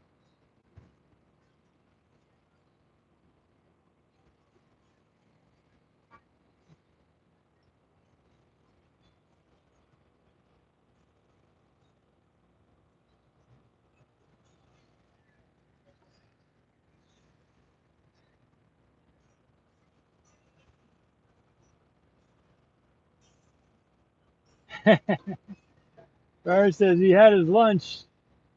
Well, yeah.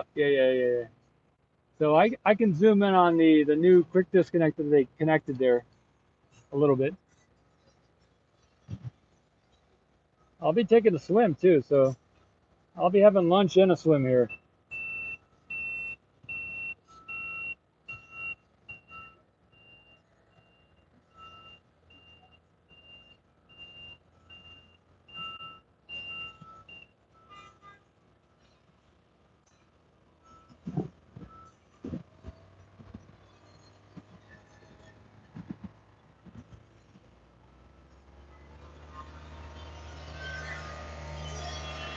All right.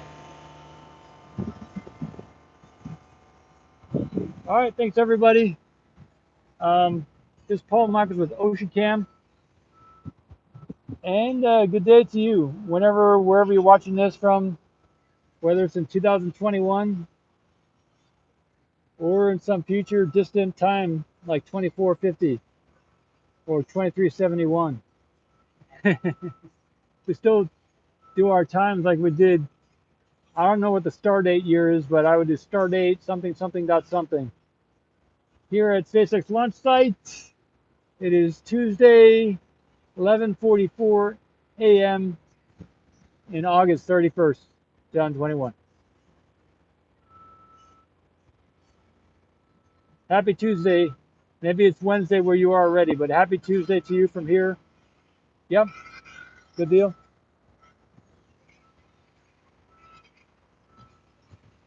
Splendor.